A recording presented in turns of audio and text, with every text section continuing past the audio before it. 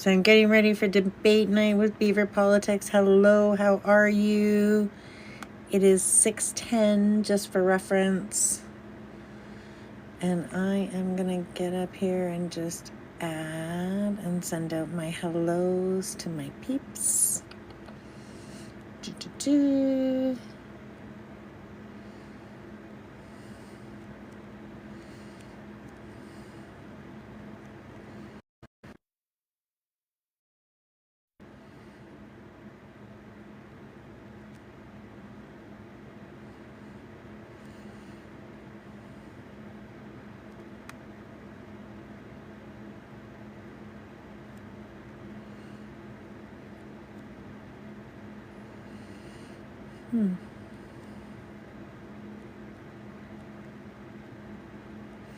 Just sharing away.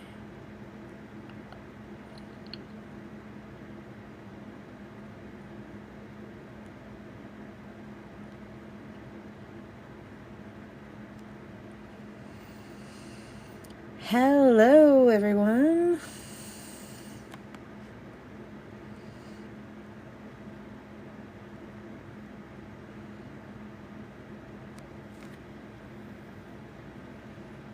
How are you, Pasty Native? It's going to be hopefully a good show tonight. So we're supposed to do debate night. I'm waiting to get some friends out there. Tapping is helping me get this out there to the FYP so other people can enjoy this conversation. So as corny as it sounds, tapping is clapping. Please help me get this out there. The more people to a conversation, the better it is a lot of the time. So go ahead. Ooh, put the wrong one up. Oh. Maybe I want to. So tapping is clapping, sharing is caring. We're trying to get this out there, or smashing those beaver tails. We can have a debate tonight, or we can have a conversation. The debate can range around the election tonight, or I'd like to have a conversation around how conservative policies affected you. Because I think that's an important conversation to have. I mean, we obviously have a large audience of right-wingers as well. And I think they have to understand why a lot of people are opposed, like strongly opposed to it, instead of just calling people names, talking about how these different things policies affected you. So that way, you know, we can look at each other as people first, and then we can also look at each other, you know, and you're going to learn things that you didn't know. So that'll be a good conversation starter we can have while we're getting people up to have these conversations. And we can also debate, because boy, there's a lot to debate. There is a lot to debate. Today was, we saw the leaders roll out their platforms, and this is going to be, thank you so much. Thank you, Pasty Native. I appreciate you. Well, I'll hold off for a second. I've only got a few people in the box, so I'm not going to actually jump out and start talking about it right off the bat. If you're new to us and you're just watching, you are watching the Beaver Network. And we're a group of curators across Canada that care about the truth and about facts and about Canada. So we're all working together with different perspectives and coming together and sharing what we can and getting the voices out here. We are the Beaver Network. We are here for the people and by the people. We also go on YouTube. We also have a Beaver Discord. Feel free to add yourself to that and subscribe. That gets you a little closer to the conversations. It's a little more comfortable, and it'll keep you up to date on things the Beavers are doing. And you have direct contact with us, so you can come to us with ideas and work together and collaborate with us, which is a cool thing. And we want to work together in the future and start coming together, you know, possibly through hosting conventions or small coffee groups or fireside chats with other like-minded people across Canada. And we work and strive to do that. We also have a GoFundMe and I believe a Grab Me, a coffee in our Discord. So feel free to donate and help support. It ends up going to supporting the Beavers for all the emotional work they're putting in. And it also, you know, we're looking to create enough money that we can start creating change in our politics, which maybe it's going out and teaching voting, or, you know, doing electoral classes, or going out and just meeting with other people and creating community, because we really need that right now in Canada. So I'm super excited about that. And we also have a YouTube channel. So if you haven't subscribed, subscribe, because sometimes you have a life and you can't be on TikTok all the time. So missing a show, no big deal. You can go back, you can check it out on YouTube. It all comes out. Thank you. Appreciate you. Yeah, it's been a week, right? And I don't know about everybody else. I am exhausted from politics and ready to have this election over. I think I'm more exhausted because, like, just all the mudslinging going on is right. Something I'm done. I'm just ready to see it move on. Oh, one other tidbit I did want to add. It's not really a tidbit. Beaver Politics will be covering the election, and we're going to do a 24-hour round again. So we're really excited about that, and we'll be posting it in the next day, all the Beavers and what times they'll be planning to be there. So if you want to hang out with the Beavers for the election, we're here with you. We're going to ride this roller coaster with you. Oh, how did that work out?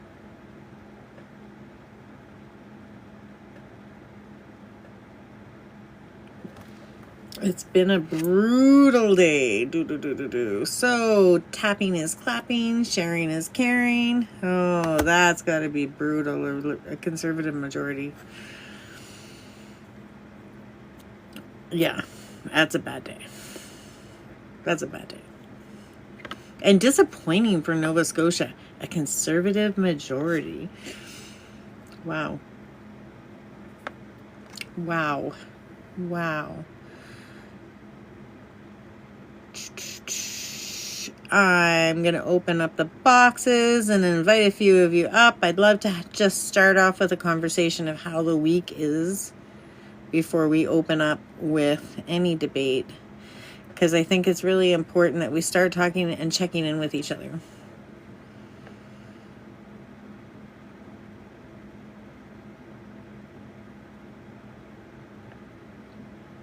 Seems to be Conservatives aren't necessarily very good at keeping promises.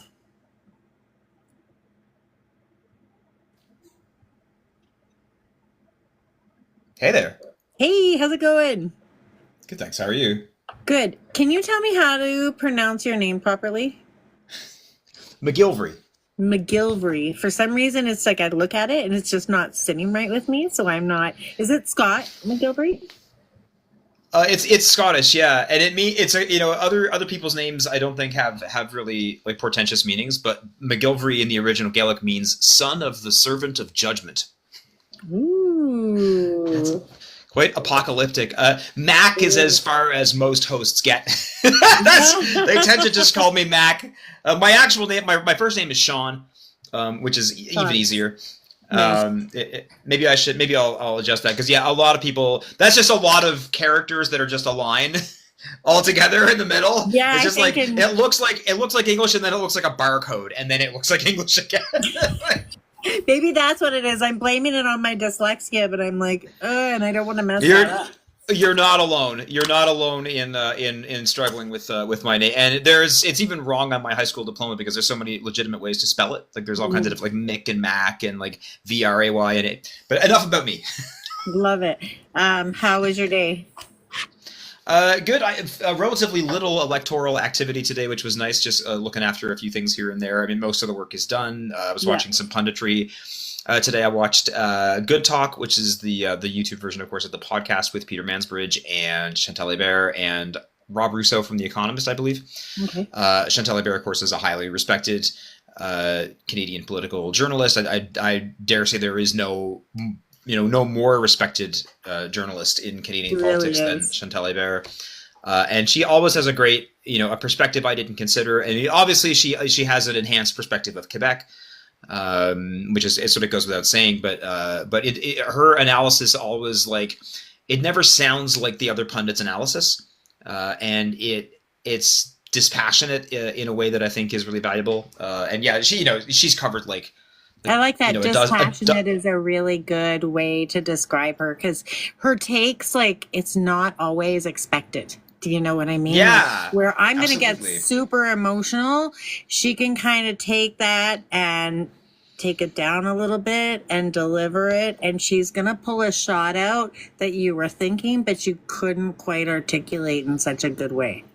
Yeah, or something that never occurred to you at all, which is the case with me. I think I always find that her perspectives are I didn't think of it that way, kind of thing. Mm-hmm. There was a moment, it's funny. There was a famous Quebec musician who passed away, who I wasn't familiar with this musician, but he was really popular. Hey, Frontline, how you doing?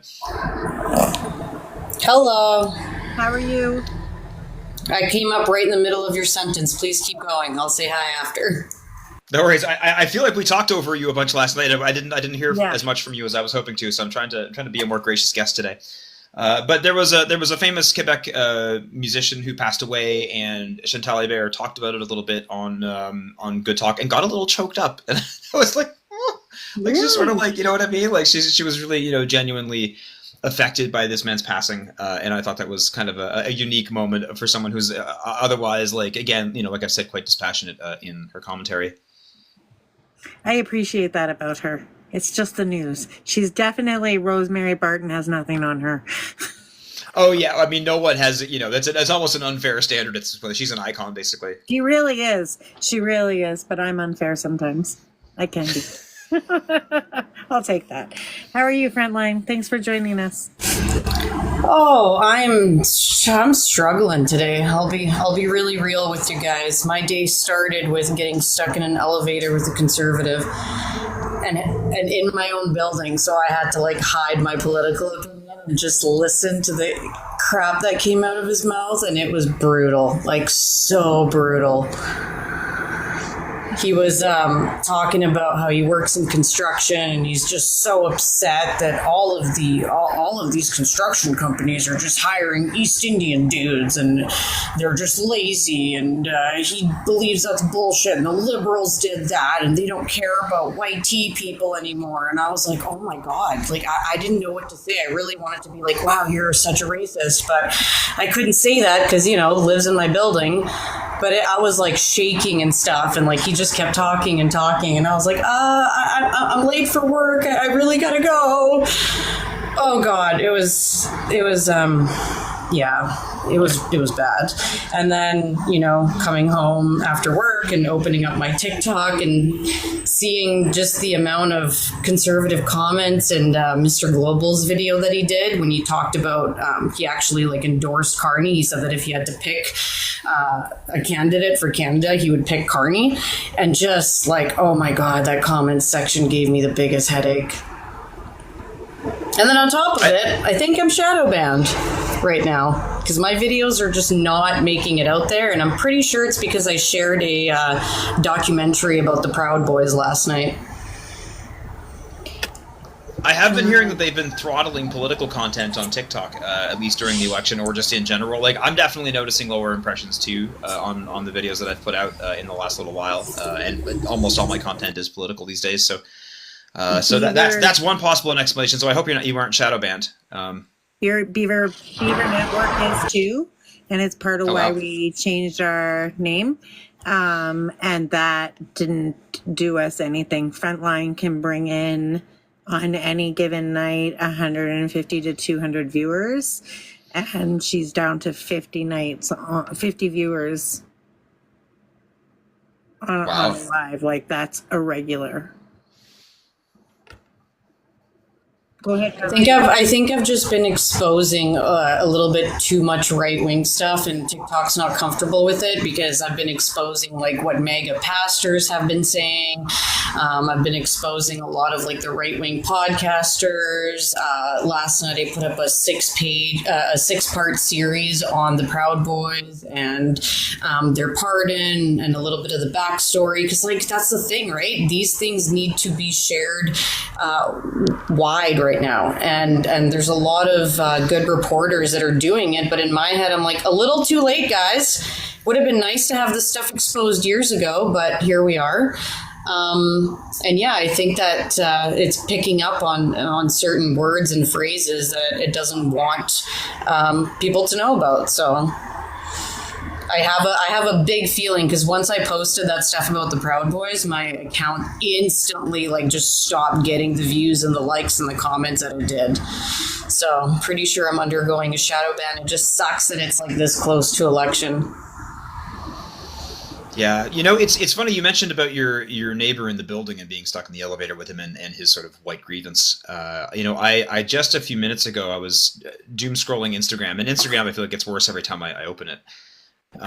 But I came across this post from an account called YEG Insider, and it was probably the most blatant appeal to white nationalism that I've seen in Canadian social media during this election. It was like it's all this footage of either Palestine protesters or there were some protests that happened, I think, in like the Toronto or Brampton area involving some South Asian communities last year.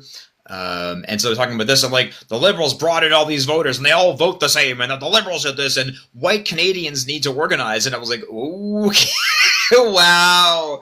I was really, kind of shocked and disgusted by that. And I wrote a nasty comment about how they deserve another 4 years of humiliation, and Canadian voters are about to give it to them. Or at least so the polls go. We are seeing a little bit of a contraction in the polls and a contraction of the difference. In the last few days. I think we're going to see some vote splitting, whether we like it or not, unfortunately, because not everybody is educated in strategic voting. And I think it might actually be a lot of a closer election than some people were saying even a couple of weeks ago. I think we're going to find out that it's actually quite a big part of our country that's been red pilled, and it's really sad. But again, this is a global issue. Like, Australians are dealing with the exact same thing right now.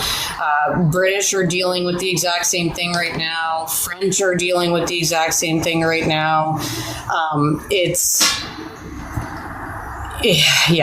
is. It's unfortunate, but it is just. I mean, it is mind blowing to me. Like, I am still in shock almost every single day to know that propaganda worked so well. It was so effective. Like, if there was a competition for propaganda, I mean, this red pilling alpha bro podcast type of propaganda has been the most successful tool for right-wing parties that's ever existed in history. Yeah, it's funny, when you think about the young people that are getting sucked into it, they, for the most part, for the entire time that they even had a chance to be politically aware, they've had a Liberal government. And so I think that it's making them pretty vulnerable to, whatever defines itself in opposition to the Liberal government might seem appealing to them. But yeah, I mean, obviously, like the whole manosphere thing is a big part of it, especially with young men. And yeah, people are right to be pissed off that they can't buy a house. That people that age have got no shot at buying a house. People older than that have got next to no shot. But they're of course wrong to think that Pierre Poilievre will rectify that. I don't think Carney will either. To be honest, I think either government will be austere. I think that a Carney government will be an austerity government. I think there will be cuts. There'll be lots of exhortation for belt tightening, but not for corporations. There'll still be lots of like their housing approach, under Carney is going to be a P3 basically, like a public-private partnership, and those tend to result in the government paying for an asset that somebody else gets to own, that we then have to buy back from them after paying for the maintenance of it the whole time. So yeah, I mean, I have my skepticism about. I think Carney is probably a good financial steward in ways, but like I do think it's going to be an austerity government, and I think that the people who usually suffer under austerity will suffer this time. Hello. The point where we're in end stage capitalism, and until all countries across the globe kind of get on board to change and structure society differently, we're going to be feeling the effects of capitalism one way or another. It sucks. It's terrible. And, say 15 years ago, I really thought we were moving in a different direction. I really did. Like, I thought that people were waking up to the problems with billionaires and corporations, and we were seeing them for what they were. And, there was like Occupy Wall Street. There was a lot of different movements. And I really thought that people were waking up. And then the red pilling started, and we just regressed as a society. And really quick, before I forget, because we were talking about the manosphere, shameless plug, I just posted a video on my page about, it's a interview with a woman that decided to date right-wing guys for a year so that she could get a better insight into how this happens and how they get sucked into it. And at the end of the day, it is a societal problem, because she even said, like, yes, even though they have really, really regressed views, especially towards women, the reason that they get so attracted to these like white tea supremacy groups online is because they are really lonely, because we've built a nation of being isolated, right? Like, one of the most amazing things that I experienced back home in my country before I came here that I never had here was community. Everybody in the neighborhood knowing each other, helping each other, meeting each other all the time. The atmospheres even in restaurants is very different. Like, now it's all become Americanized, and it's very sad. But we never fostered that sense of community in our society. We fostered individuality and isolationism, and now we're paying the price for it, because a lot of these people, unfortunately, they feel very and I'm sorry to say this, but like, this woman also said that like these guys were the most insecure guys that she's ever dated, and that insecurity is painful. So they get sucked into these podcasters, these ex-UFC fighters that end up, creating podcasts because their careers are over and they still want to feel that fame. So it's just, it's really, really unfortunate. But at the end of the day, we have to really try and foster that sense of community again, so that these people don't get sucked into this hate, because this hate is the only thing that's given them community, and that's really sad. I couldn't agree more with you. It's they're angry, and I remember in 2016 when Trump got in, and this steady flow of darkness started to flow, and you could see young men talking like that, and dads passing this on to their kids. And I remember thinking, who's gonna want to date or connect with somebody like that? Who's gonna want to have a relationship with that? What is that gonna do for men and women once you start down that divide? And it's the worst thing to be right in these situations. You don't want to be right, but here we are. I'm just exhausted. I'm exhausted of screaming from the rooftops for the past 10 years that this is where we're going. And it just feels like even now it falls on deaf ears most of the time. And it's hard for me to wrap my brain around. Like, it's really, really hard for me to wrap my brain around how people are just continuing to live in ignorance, not understanding about what's going on around them. It's something that I don't mentally, physically, emotionally, spiritually, I just don't understand it. I honestly don't think they want us to understand it. I honestly think it's kind of like how your brain is designed. and you're gonna kind of fall into that, or you're not, and it's not really meant for us to If understand. if our brains are designed for half the population to fall down that path, then are we not a failed species? Like, I really wanted to believe that love conquers everything, and I guess I still hang on to that, because if I don't hang on to that, then what's the point? But I mean, we just keep repeating the same mistakes over and over and over and over again. Like, is there an end to it, or is this just what life in this 3D reality is? Right? You things are going well, and then they go really bad, and then they go well again, and then they go really bad, and there's lots of suffering. It's just like, come on, we have so much evidence. This is cyclical, right? Some people will say, well, they're due for this. It's that time in history. This is just reciprocal. So I guess every 80 years we have to have a complete mass schmurdering of billions of people just because. It's just ridiculous. When all of this started, I was like, there's no way society is going to fall for this. There's no way. I can see clearly through this. There's no way. We're all too educated. We've come so far as a society. I was so wrong. That was 2016 me. To pick up on the education thing, I know you've worked in the education system, and that, I really think that there's a collision of a few material circumstances here, changes to people's material conditions that have resulted in people being vulnerable to this kind of thing. I don't necessarily, I think that, I guess you can say that, it's funny. So my background's in sociology academically, so there's this whole nature versus nurture argument that happens with our discipline and with psychology that you might be familiar with, and it's kind of an ongoing thing. And so there's all kinds of ways to think about, if how much of it is in people's nature and how much of it is based on what's happening right now in our society and economically, and in terms of the opportunities people have in life. And yeah, I mean, if there was ever a Canadian dream, you know what I mean? If there was ever an assertion that if you're a diligent, hardworking person and you put your nose to the grindstone, you can have the good things in life and provide for your family, it's dead. You can't have those things anymore. And so there really needs to be, there's the left has been politically vacated. This is the thing is that the ideas that actually address these problems, people are scared to embrace them. They are scared in the NDP. They are scared in the Liberal Party. They are utterly repelled in the Conservative Party, of course.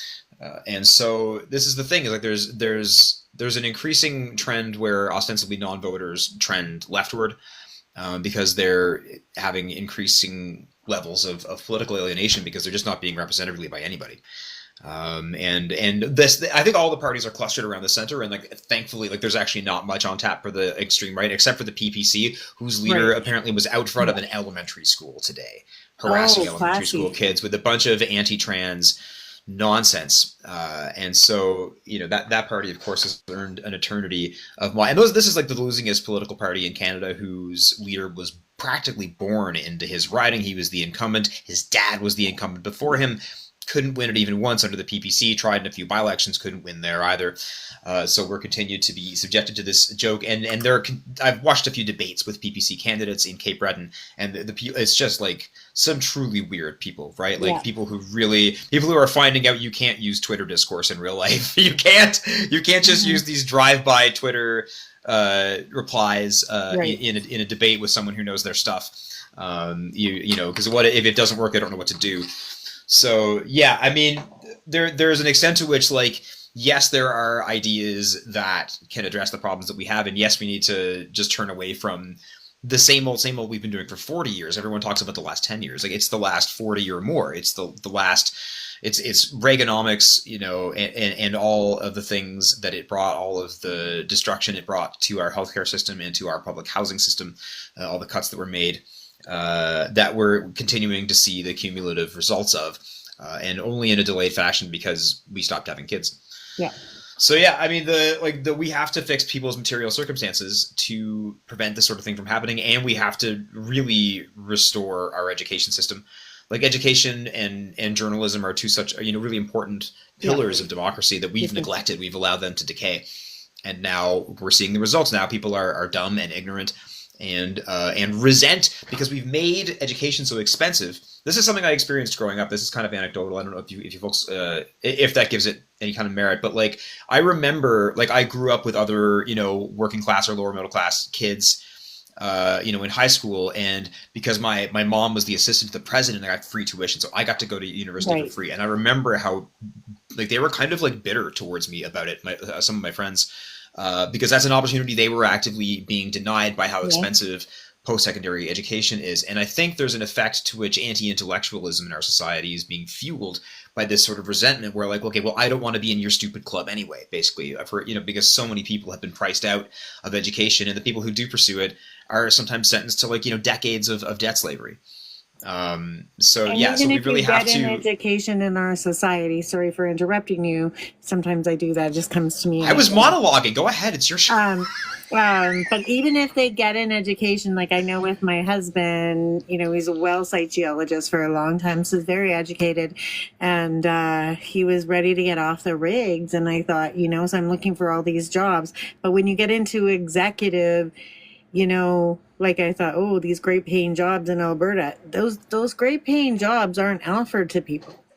They're offered to Stephen Harper's son. They're offered to rich, wealthy friends of friends. That's how you get those big jobs. You have to align with a religion and probably the Conservative Party to get those big jobs, whether it's power, healthcare, you know, whatever the market is in Alberta, that's kind of how it flows, right? And it was very frustrating to me to see that. The other part of it is I think like you nailed it when you talked about ignorance in Alberta, or ignorance in education, just that we don't know how ignorant we are. You know, I remember being an EA for a while, and so just to give you an example of what an EA does is they're going into the classroom and they're dealing with kids that are having challenges. They don't get information about the lesson plan or what the lesson plan is. You walk into the room, the teacher gives you the materials, you leave the room with the student, work on those materials. So the teacher hands me social studies grade 3 social studies textbook in Alberta. We open the textbook to chapter 3, Indigenous Studies, and it says there's a beautiful picture of fields, and it talks about the missionaries and the Indigenous children running through the fields together. Like, it was the most beautiful picture that they drew. And this is currently in their classrooms right now. And that's part of the grade 3 curriculum that we expose kids across Alberta to. And it just gets worse from there, to be honest with you. You know, so it was really hard for me. There used to be a time where as teachers, we would sit down and get together and go to workshops and we would develop curriculum. And then there was a time a while ago, maybe like 6 to 10 years ago, where all of a sudden you had to be really high up to be able to sit at that table. And I think it was more because of your political leanings. As soon as Ariel LaGrange came to the table for the Calgary School Board, you know, that's who got to sit at the table as far as curriculum. And I don't think they were ever creating curriculum in that space. I think they were going through curriculum with a fine-tooth comb, and they were saying, keep that in, that goes to our agenda, get that out. But there was no creation of education there. That's wild. So a friend of mine and a former NDP candidate, and the reason I left the party because of the maltreatment of this person, Tammy Jakeman, is an EPA, they call them here in Nova Scotia. Okay. And I'm assuming it's maybe they're different positions, I'm not sure, but it's the same type of work. It's like they're there to help the special needs kids, and like this is what I mean about the atrophy of the education system and the way it's been underfunded. Is like they wanted to claim the victory of integrating the special needs kids, but they didn't want to pay for them to have adequate support. And the ratios of students to EPAs are scandalous. It's like 6 to 1, and like any of them might be like, you know, EPAs are at a lot of risk in Nova Scotia of being assaulted by the kids they work with, because some of them are like volatile. They've got, you know, a lot of problems, and they're volatile. So it's just like, this is the thing. Like they bought like an $80,000 truck, and they found out the tires were $2,000 and decided to drive it on the rims.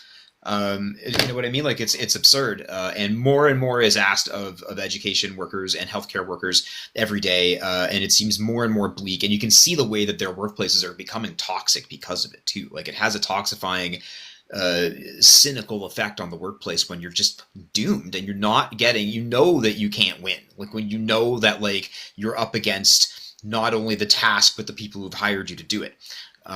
Like it's so yeah. I mean, this is and that those effects are cumulative over time, and they're not fixed overnight. They're cultural problems now. They're the work culture.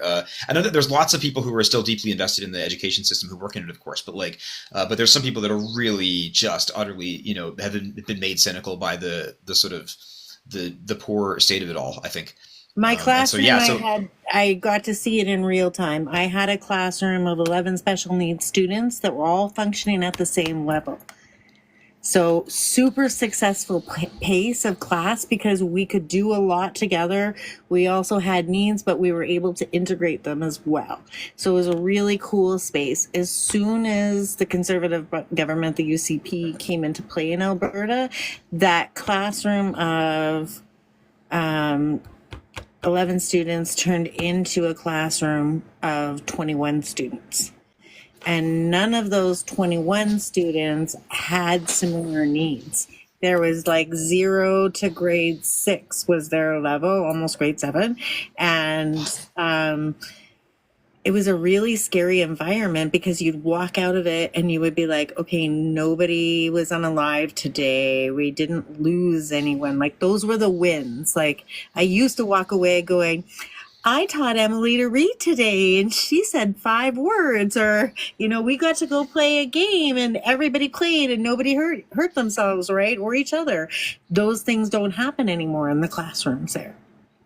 It just doesn't. And it's because we weren't set up to succeed. They took away all the things that we were doing to succeed. And yeah, EAs, teachers, administrations, they're all lining up against each other. They don't trust. The principals are set up as business managers, basically. So they get an allotment. Principals have to be very manipulative because if they're not, they might not have the setup for the year that they need. So a lot of the time they will say, because each special needs child is attached to a number from the provincial government, then the federal government, right? And so they're going to take on as many students as they can and park them all in a class, whether they're going to be successful or not. It's just a number. And that money doesn't translate back into that very classroom. That money translates back into the overall body. So I had an experience where a principal of ours took all the extra money we had just gained and she bought some beautiful furniture for the library. But I was up 10 students and down 2 EAs. How that translates, I don't even know. That's crazy. Like, over some furniture. Like, it's just. But this is the thing. Like, underfunding the education system turns it into the Hunger Games. You know what I mean? It turns it into a each person for themselves. You get certain people. Again, people are working. People who should be working with each other are now working against each other. In the situation you just described, I would say. Yeah. So yeah, this is the thing. It's like and there's no, there's not really a quick solution, and because it's cross-jurisdictional, because it's like it's the provinces with education. Like that's why I usually am more involved in provincial politics. Like that's the majority of the politicking I've done. Like all the federal stuff is just sort of like, oh well, I guess I'm in that party too. I just here we go. Like, well, less so this election, but in my time with the NDP, because all the issues that are most important to me, healthcare and education happen at the provincial level for the most part. But the funding of healthcare, of course, does come in large part from the feds. So there's more to it than that. And that is one of the ways, like, again, like under Stephen Harper, like he cut the Canada Health Transfer escalator like from 6% to 3%, I think, during his term. And like that's cumulative, like billions of dollars that got sucked out of the healthcare system, right? Like because the escalator is the amount by which the transfer must increase every year. So when you change that, you're changing up like a multiplier. You're not just changing. It's not just a flat percent every year. It's more. That's more lost revenue every year, Right. year over year, compounded.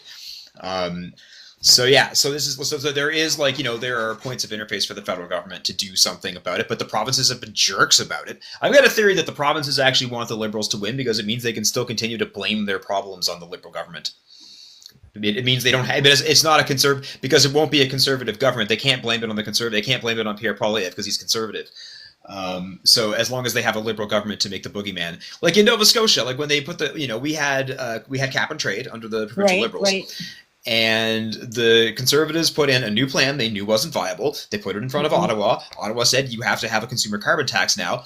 And the Conservatives, in a by-election not long after that, when the carbon tax had come into effect, put little things on the bottom of the signs, of these by-election signs, saying, vote against the carbon tax by voting for us. And it's like, what? But it's your fault. Like, you did it. Like, you know what I mean? Like, so without the big bad Trudeau, you know, the big villain to download obviously provincial problems onto, to low information voters, frankly, you know, like that people that like don't understand how this stuff works, and they're just weaponizing the fact that these people don't understand how this stuff works, again, because of the atrophy of our education system. Yeah, so we got to work on education, and I think we really have to work hard on getting like religion out of government. Like, I'd really like to start seeing the churches pay their fair share. It's wild how much integration. You know, I work on the Alberta School Athletics Association website as a part of my work at. I work for a small web company, and the names of the schools. When you look at the master list of the names of schools in Alberta, it's wild. It's absolute Our Lady of Flaming Justice, and like just these really dramatic, over the top, onward Christian soldiers kind of names for these. I've never heard anything like it. And like there was some religious integration in schools when I was growing up. There was a religion class, a Catholic religion class, that I was able to opt out of in junior high, but I had a free period for all of junior high because I wasn't Catholic, or Christian for that matter. But well, in Alberta, but it's just take their kids out of school, and I mean anybody could start a charter school. Like, it was honestly a joke amongst teachers in Alberta. Like, I don't have to work this hard. I could just open a charter school because you got funded by the church, and the Alberta government just gave you a shit ton of money, and they barely even checked in on it. I know religious people, they just, the teacher's giving us a hard time. We don't want our kid there anymore. We're taking them out, and they just didn't. But I just want to pause and say, hi, Happy. How are y'all doing? Good, thanks. How are you? Thanks for joining us. I'm well, thank you. You know, Good. Kicking it as best I can. It's getting a little windy out, so I have to go get my jacket. But yeah, I'm doing pretty good. I hope you guys are well. I see the channel is taking off, so that's really positive. Our channel? Yeah. Yeah. Here's another great example from the comments. My school was Our Lady of Perpetual Agony. That's from Michael F. in the comments. That's rough. Wow. That's grisly, man. Our Lady of Perpetual Agony. Yeah, I went to a Catholic school for a lot of my childhood. Even the ones. Did it have a Gothic name like that? Like a no. Like, what was it called? Saint Matthew and stuff like that. Saint Matthew and what was the other one? I don't know. It was easier overseas to get into an English school that had like a Catholic tie to it because it was just had more money. So like when you're overseas, you just throw your kids in the school that teaches in your own language. It's usually the church that runs it in some capacity. Wild. I went to St. Mary's. I also went to an ASIJ for a year, but that was before. So it's an all saints school. So it's all girls after grade 1. So I only went there for kindergarten. Yeah, and I went to Montessori. Sorry, that's right. Montessori as well. That's why you're so smart. Yeah. No, I would say the opposite. Say that held me back. That held me back. Deep-seated resentment of myself. You never know. I'll never be good enough for God. So did y'all vote? I voted on Easter Sunday.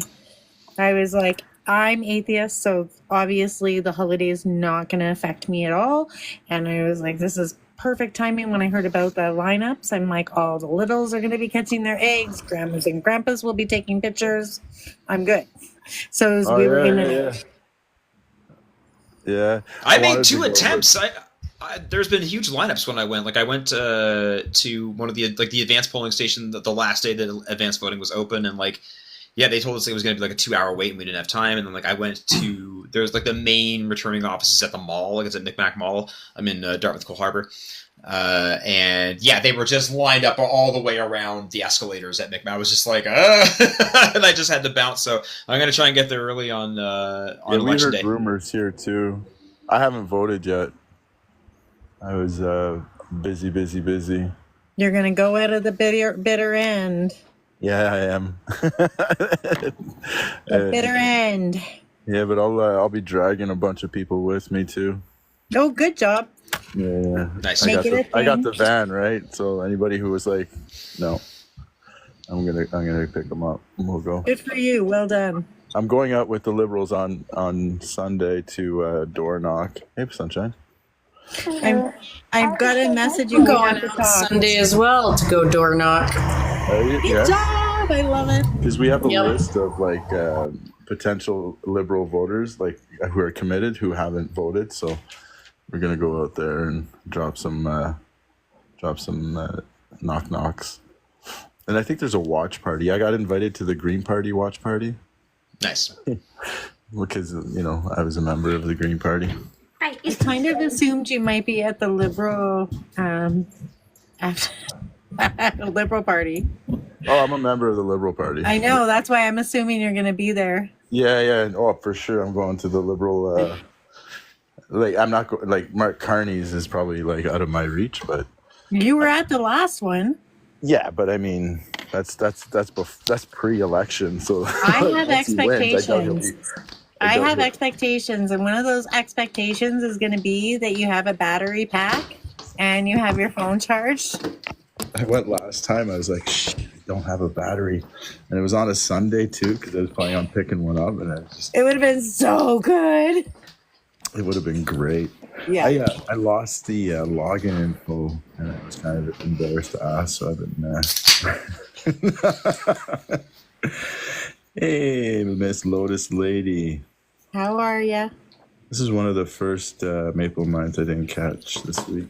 I missed it today too. I had a lot going on, and I'd go do something and flick, and then I'd get called away again, so I missed it. Well, lucky for us, it's out on the YouTube application. It Take is. a look. It So what's the is. plans tonight? Are we all just chilling? I kind of feel like we have a little bit of burnout going on, and like if we want to talk about, we could talk about a few things.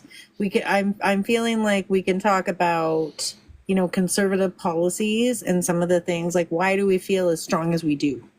About conservative policies and how they've affected us in different ways in the past and possibly in the future. Nobody's really popped up for debate. What do you want to talk about, Happy? Is there anything that is top of mind to you? I have a lot of stuff in my head about the NDP, but I don't want to kind of mess with strategic voting right now. It's Like I always want best to, but I don't want to. You know it's what I always best to mean? not be disparaging of the other team.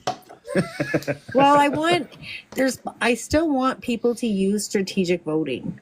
Despite what I feel like I've seen or heard or anything, I don't want them to bail on that piece. I think it's important. So if you're in an area where NDP is doing good, use that strategic piece. Please. Yeah. And if you believe the charts on smartvoting.ca, then the NDP should want that too. And their reaction to it, their negative reaction to the smart voting initiative, is actually kind of strange tactically because it is ostensibly supposed to work in their favor. It's supposed to result in more NDP seats and 3 Green seats. It's supposed to result in. Yeah. I think Yeah. the third one is Nanaimo Ladysmith. Paul Manley is quite close to beating the Conservative in No that riding. kidding. So if you're in Nanaimo Ladysmith, the Green vote is the strategic one to stop the Yeah, Conservatives. that's a solid vote too. Yeah, Paul Manley's a legend. He's a solid cat. He would be a good advocate for sure. Calvin, welcome. Like, for me, like, Hi, guys. hey, what's up, Calvin? Hi. I think the main thing for me that I try to preach, if preaching is the right word, is to just get people out, as many people out, because, like, you know, with numbers, I think we do a little bit better. Yeah. Because we certainly don't do very well when nobody shows up. I look at Ontario. So just encouraging people to go out and say, like, are these the things that are important to you? Like, you know, access to certain health care, you know, access to free quality health care and education. And I think, you know, you just softball these people into going, and you know, they'll hesitate on the Pierre Poilievre, and maybe they'll throw their vote to somebody else. That still works for us. Yeah, for sure. For sure. I'm waiting for Calvin here to take over and rebuild the NDP party. Oh, I don't know. After this, I don't know. I don't know where my journey is going to take me. But, You're a leader, bud. Yeah, I'm not too popular in my own community because I got a big mouth. You also have a huge fan select fund. Oh yeah. What province are you in, Calvin? Nova Scotia. Yeah, okay, that's what I thought. you are? East Coast. Yeah. That's yeah. a hard fight in Nova That's Stoney. Scotia for Indigenous people to get into any kind of government representation. I'll tell you what. Yeah. I mean, with all the conflict with the fisheries and with, I think Nova Scotia has those issues, right? Yeah. They did a Starlight tour like last year. Like they left two guys out in the cold and cut the boots out of their hip waders. DFO did. Yeah. It's wild. Actually, I know the guys. I was fishing with them 2 weeks ago, actually.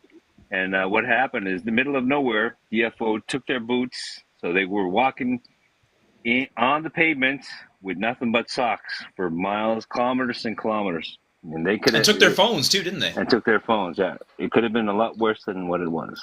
Wow. And the guys got disciplined. The guys got disciplined to DFO, and all the DFO agents went on strike. They all went on strike for the day. They all fucked off for the day and protested because the guys got slightly a little kind of, you know, held accountable. Like, It's pretty crazy. And the accountability, the discipline wasn't enough. Nova Scotia's always been a bit of a different beast, though, politically, hasn't it? Yeah. It could have been a lot worse. You know, thank God it wasn't. But this is something I grew up with. This is something we're used to. Yeah.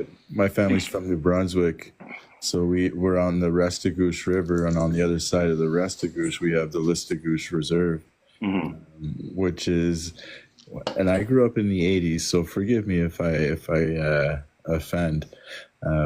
But there was a lot of segregation in the '80s, deliberately, like from, you know, grandparents to their kids to our kids and all that shit. It got passed down. It was like, that's the other side of the train tracks. Over there is where we don't go. We're not welcome over there. Don't go over there.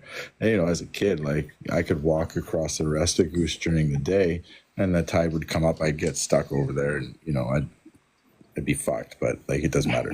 Anyways, yeah. But I mean, going there now as an adult, you know, like I walked through, and like it's a small city, and then like just reflecting on that, I'm like, you know, there's so much growth potential between the communities, because Tidehead and Campbellton and Atholville are dirt ass broke, and they're the type of places that, you know, point fingers, blame other people for being poor. You know, and it's just a shame that they could have been working together with the two communities that could have benefited the most. You know, they could have grown together, which is a shame. Yeah. No, I do see a shift in politics. I've never been popular. I was, when I was younger, in my 20s. I was a politician for 2 years, because just people just liked how outgoing I was. But I don't have a filter. That is the problem. Politicians, the old Rob Ford didn't have a filter.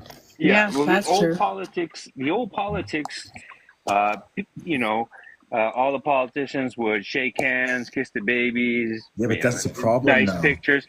and this is what people wanted. This Yeah, is but what people that's voted the for. problem now. Nobody wants That that is the shit. problem now. Yes, I Everybody's- agree. And To your benefit, Calvin, I would say, because people are tired of that. I They're think tired people are of the increasingly pre-plan. just tired of the moving forward on a go forward basis. They're tired of the jargon. They're tired of the rehearsed talking Exactly. points. They're tired of the same answer to 3 different questions in an interview. And I think there's an opportunity for people who speak frankly and speak from the heart And with truthfully, confidence right? to support. exactly. Transparent Well, and if truthful. anything, that's what I am. But I also I see the politics in the province too. We are in desperate need of a proper government in this province, in Nova Scotia. So, if anything, I know a guy from my community, Jamie Batiste, is running for the MP in our riding. So, hopefully, he does good and he does get in. If not, then I'll potentially look at that. But the provincial election is where most Liberals or anybody with a decent sound mind that's where it's needed, because Tim Houston, what he's doing in Nova Scotia right now, just rolling over everybody, getting rid of this unilaterally. And we have politicians that are in there trying to stop him, but because of the way they conduct themselves, they're not going out in public and letting people know what the hell's going on in there. Yeah. And I've told what's his name, Derek Mumberket. I've told Derek Mumberket, stop it and take off the gloves and attack. Use the media. Go protest with the people. Call out his bullshit. But I said to do that a while back, and I was like, yeah, why are we pretending to be better than somebody else when we can just, we can fight too, right? We can do the same thing.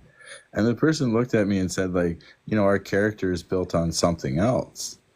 Like, it's built on integrity, So, like, I don't think like that kind of behavior would ultimately benefit us in the long run. I think maybe in the short couple of minutes that we're engaged in that kind of thing, somebody's going to say, oh, that's about time that happened. But then, people would be like, this isn't the party who we were, right? So I think, be truthful and forthcoming, but like never. I think you can have integrity and fight back. Yeah, for sure. I think you can be a person that has. I watched Trudeau. There was that speech he gave on the Ukraine. It was like a couple of years ago. And when he finally got mad, there was a man heckling him in the audience.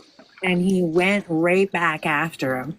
And that was a moment that Canadians were excited about. They were, I don't know how many people on my feed said, it's about frickin' time.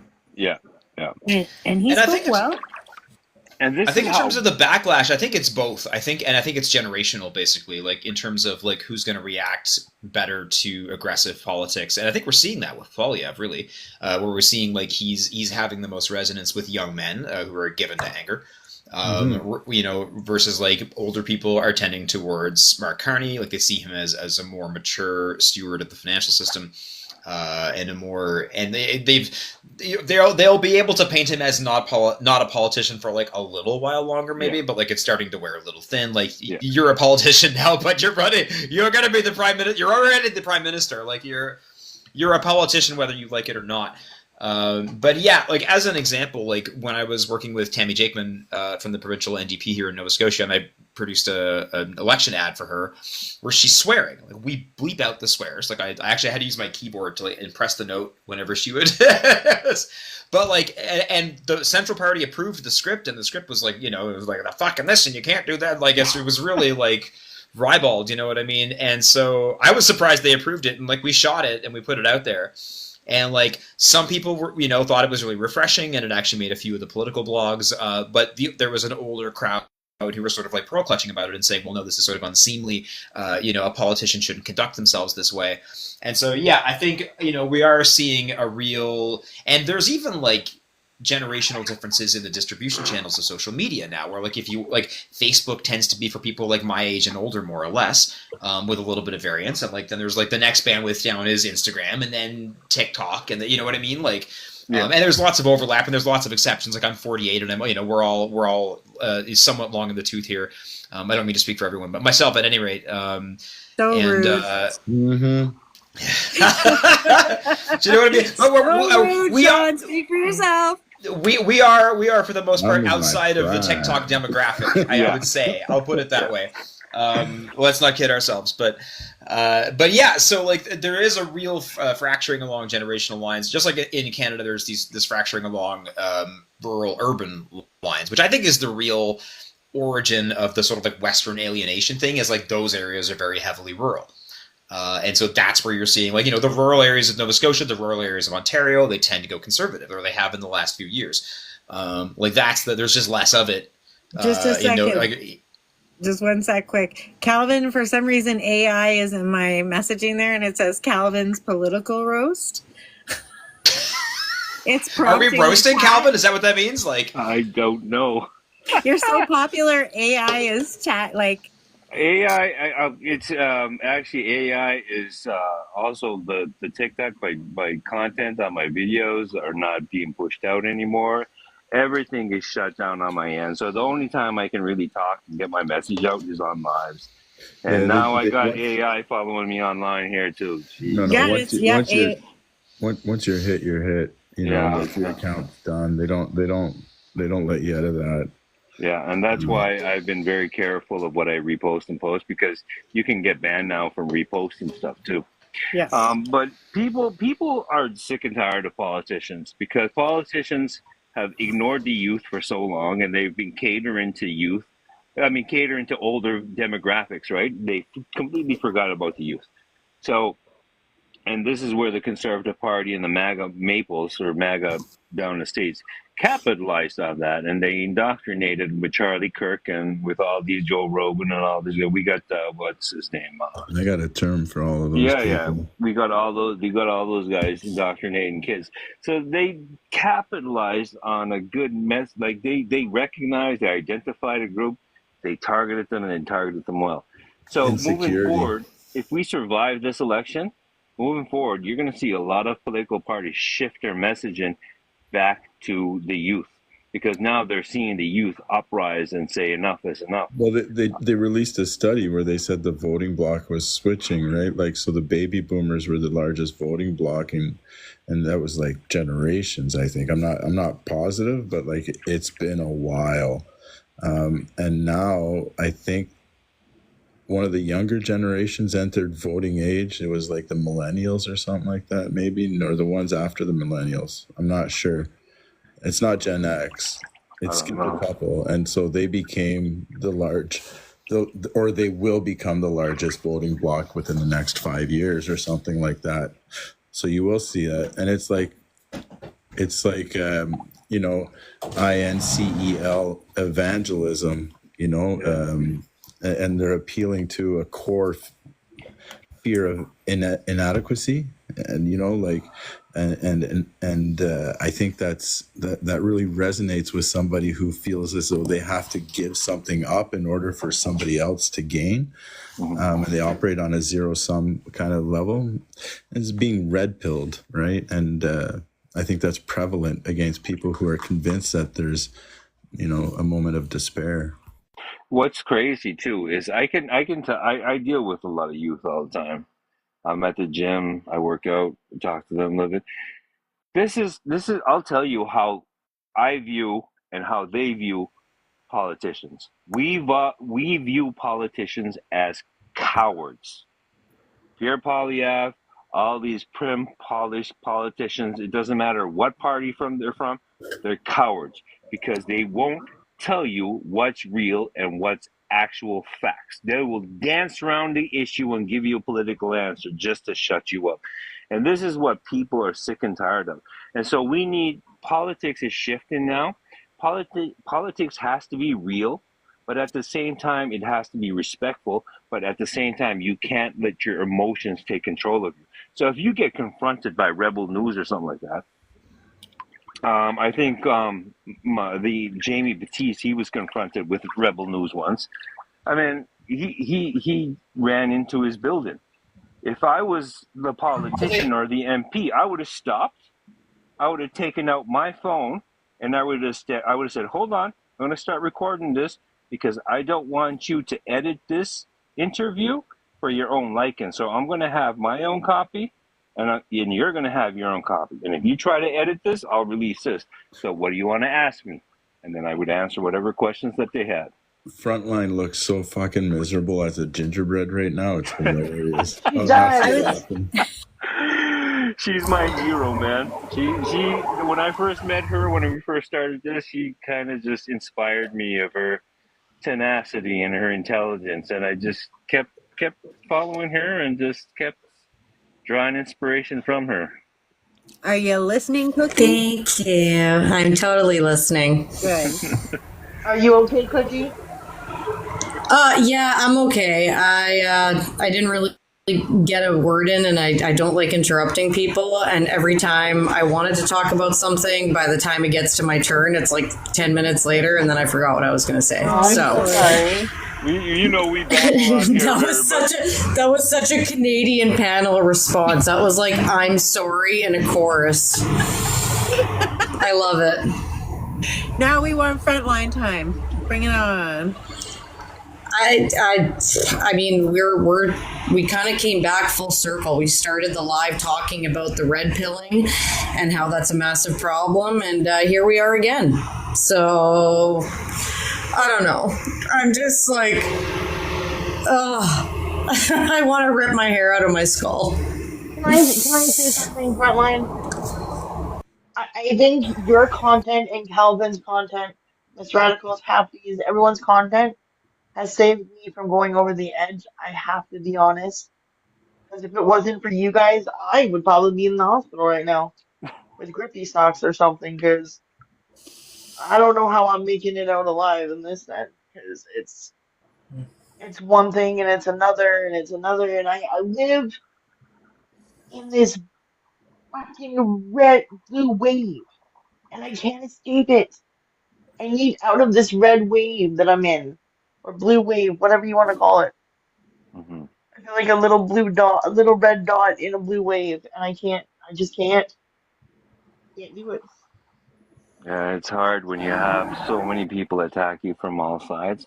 But at the end of the day, if you can put your head on your pillow and sleep good that night, knowing that you slept and did everything you can with integrity, that's all you need. Calvin, what's sleep? Hmm? What's sleep? Please define me what sleep is. It's this thing you do sometimes when you're not feeling massive anxiety about what's going to politically happen to your country. Yeah, because I've been, oh god, besides the like 2-hour nap I took today, I've been up for almost 3 days straight. Remember, all of our amygdalas are shaking right now, right? I would You gotta highly do suggest deep breathing. that you pick like an absolutely mind-numbing show to watch before bed. Something that is so mind-numbing that after 40 minutes of watching it, your brain's like, I can't handle this anymore, and turns off. That's I've literally what tried I do to sleep. I literally tried to watch The Lord of the Rings because it puts me to sleep, and I still can't fucking sleep. That's too action-packed. You got to get something dry, something that like is really boring.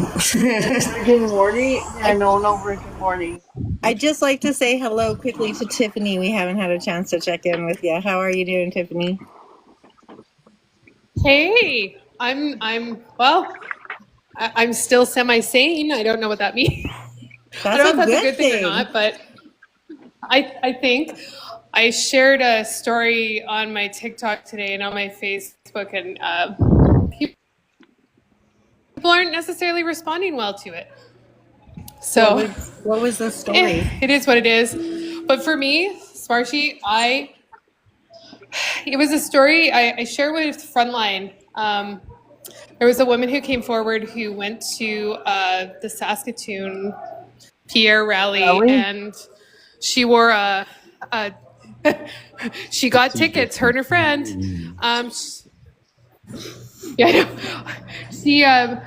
The good part is she wore a pro-trans t-shirt to support the trans community, sat at the back of the wall, very quiet, got hauled off. What? Out of the thing. Yep.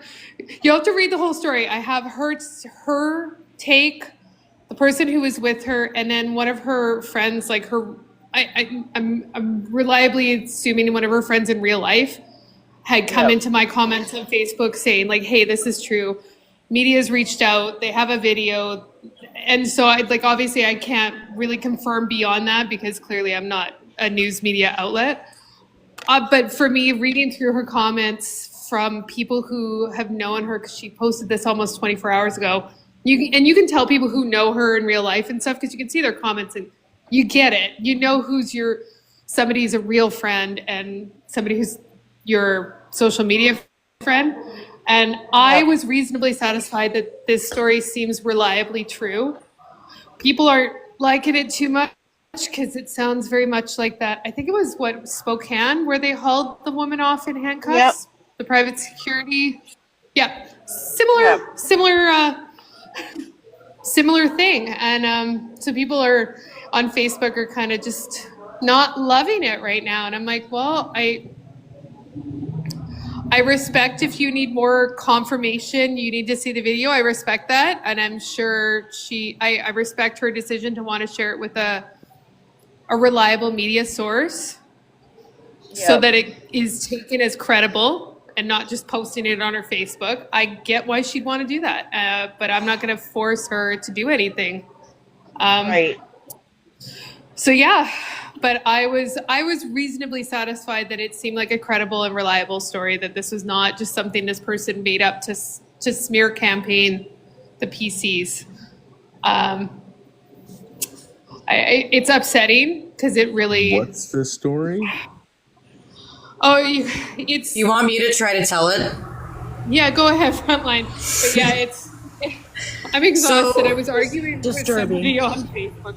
Two women that were not conservative decided to sign up and go to a conservative rally just so they can see what it's all about, so they can get the feel for it, see what is being talked about, etc. And I think one of them was wearing a support of trans people t-shirt.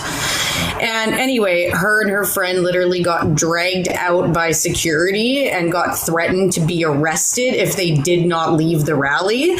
And they were forcefully grabbed by the arms by security and dragged out of the rally and had the police called on them. And it sounds very Trumpian. It sounds very, very much like what we're seeing in the United States, with people being literally manhandled and being pulled out of town halls when they disagree with the Republican candidate that they're watching speak. I mean, I read the whole thing and I was just so disgusted, but it wouldn't surprise me because they're wearing a supporting trans t-shirt. So that tells the entire rally that, they're not conservative. It's wild that the conservatives and even she shared I'm pictures. sure it was. She actually shared pictures of her wrists that show handcuff marks.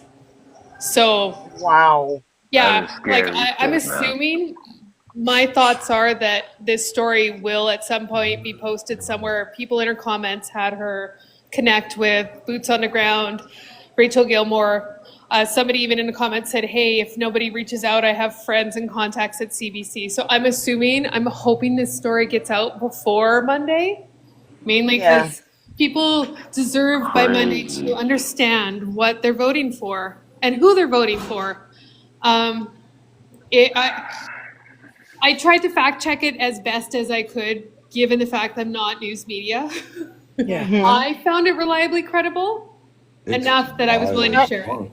I mean, thank you for sharing that. Not hard to believe. First of all, I don't think you would need that much evidence beyond a couple of witnesses and some testimony. Guys, there's a lot more of these instances that have been happening that have been caught on video and they're not making it out into mainstream media, like the one the other day where a conservative woman literally started attacking a woman that was sitting in line at a Mark Carney rally, and they got into a full-blown fist fight, and it's on video. It's on video that the conservative woman started it. There's more than enough witnesses, but nobody's doing anything about it. She just got a slap on the wrist and told to go home and leave the premises, and that's it. That's what we're dealing with. I Double just want to standards. take a quick moment to welcome Sean. Hi, Sean. Thanks for joining us. Hello. You've heard part of the conversation. You know, like if two people agree, they can fight, right? Like, and the police won't press more than public disturbance charges.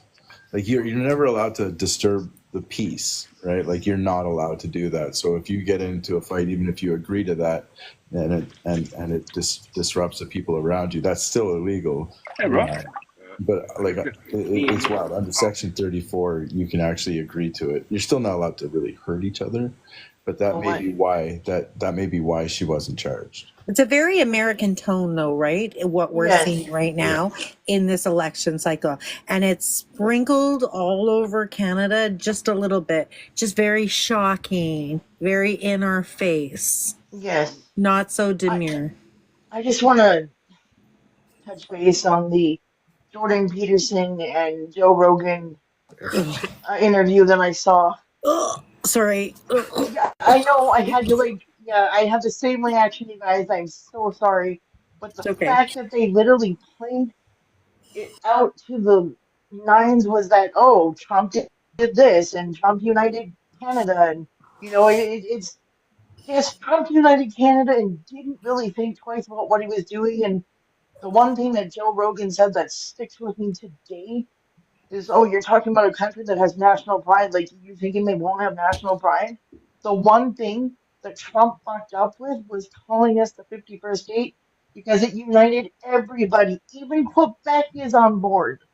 That has never happened in my 41 years of life, or for almost 42 years around the sun. I am so sick of people telling me I'm not a country, and then telling me I need to get out of my country, and then telling me I'm an immigrant in my country.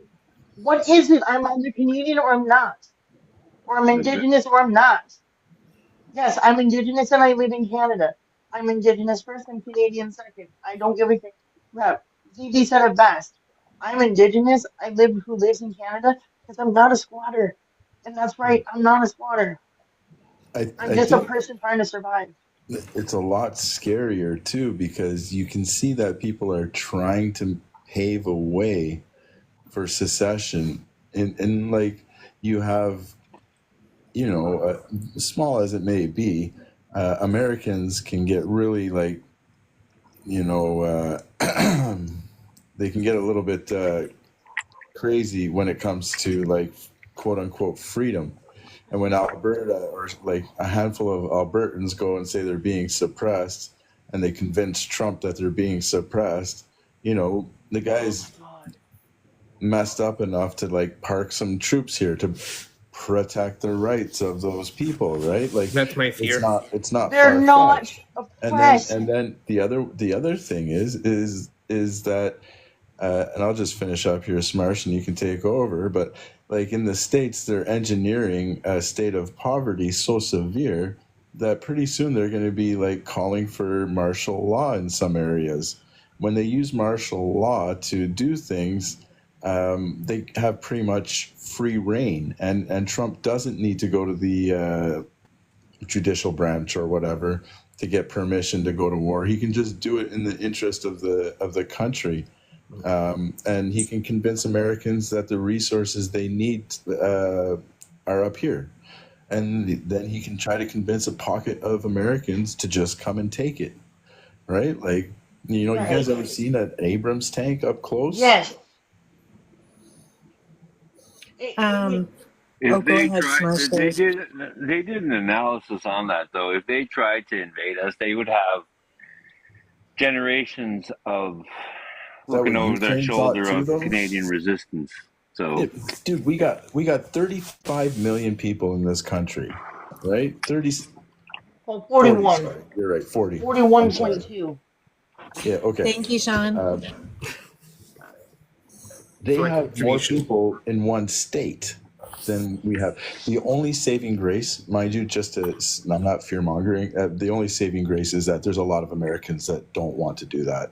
Yeah. Americans like Gavin Newsom, Americans, like Hakeem Jeffries, other big American. I think there's Americans that would come fight for us.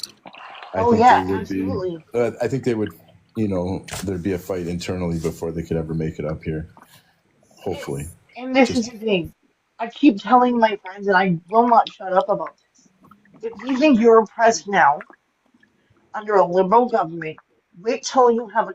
Wait, if you think for a minute, hypothetically, that Polyab is going to win, think for a minute that you think you're oppressed now, they're not just going to stop at marginalized groups, my dude. They're going to start going after everybody.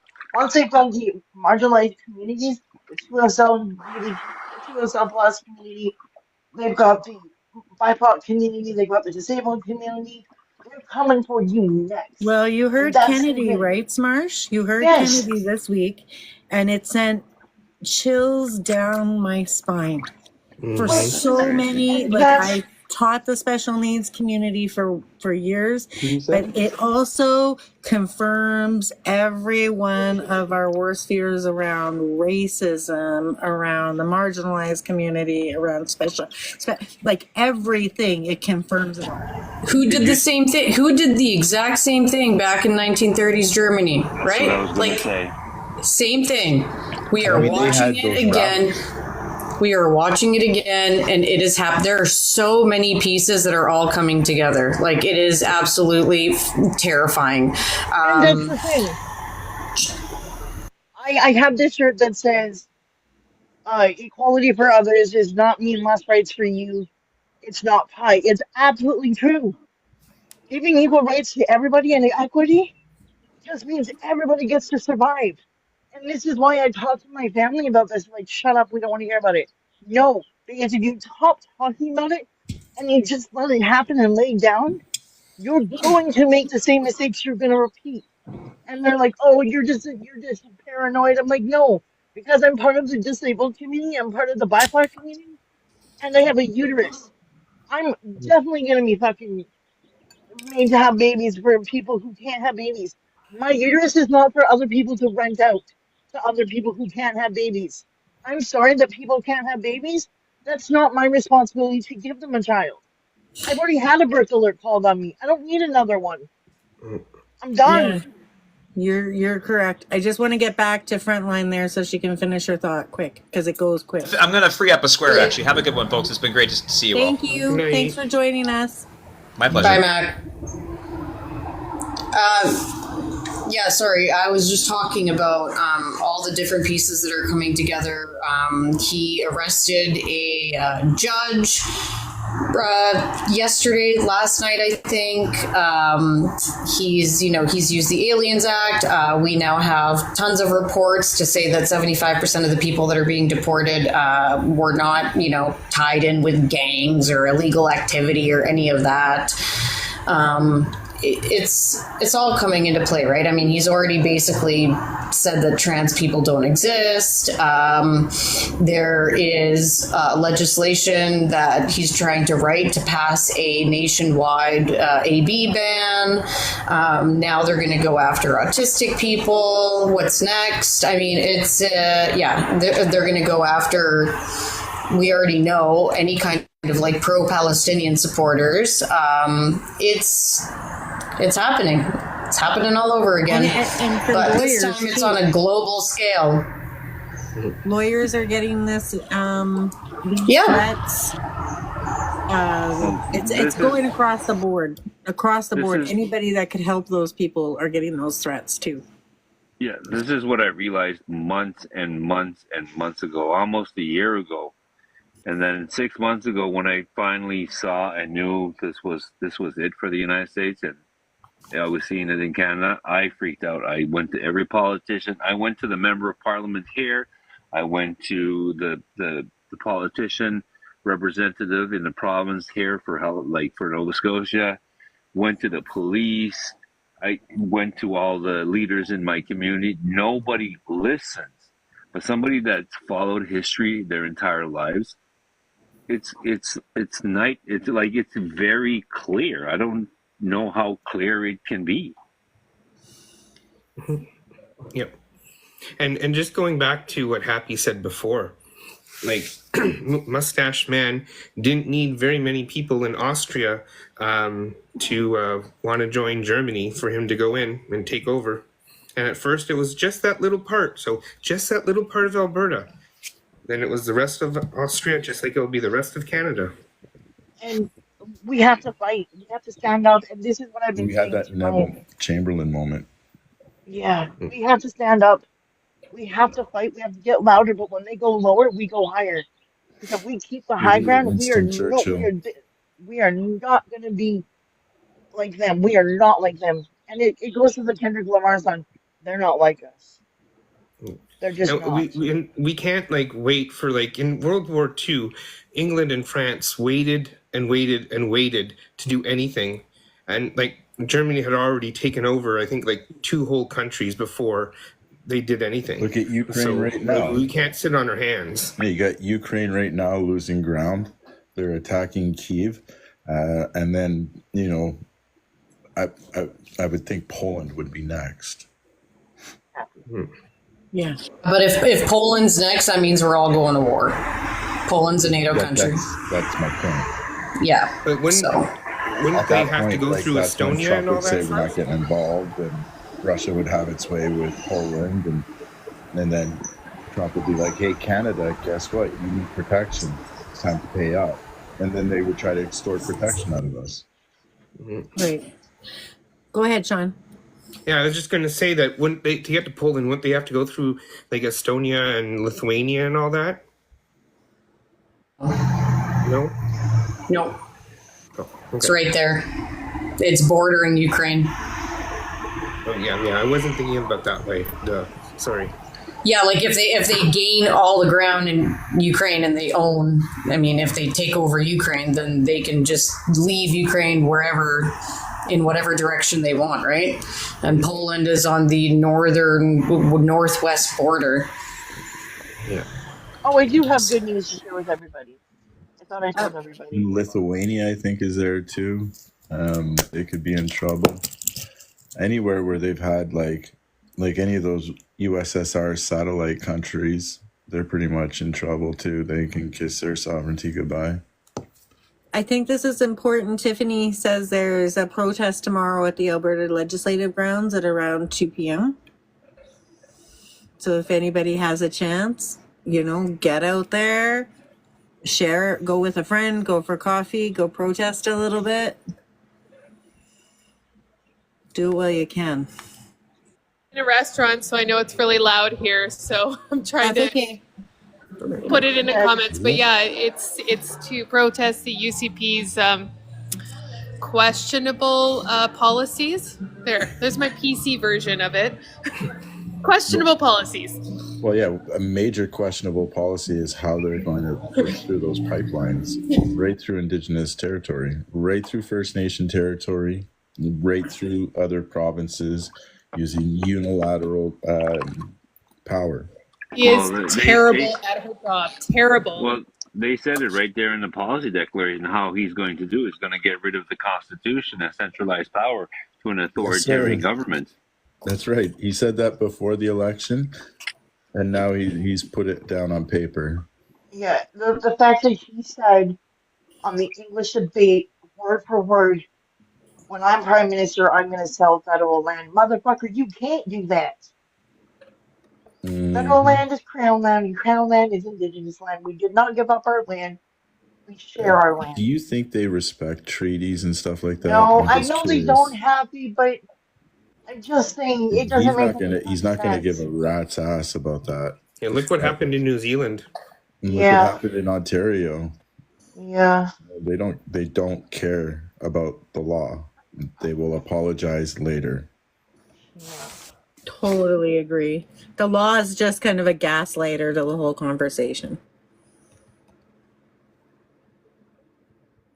Since there's a little dip here, I just want to mention Shmarshy. If you want help sleeping, have you ever heard of ASMR? Tried it.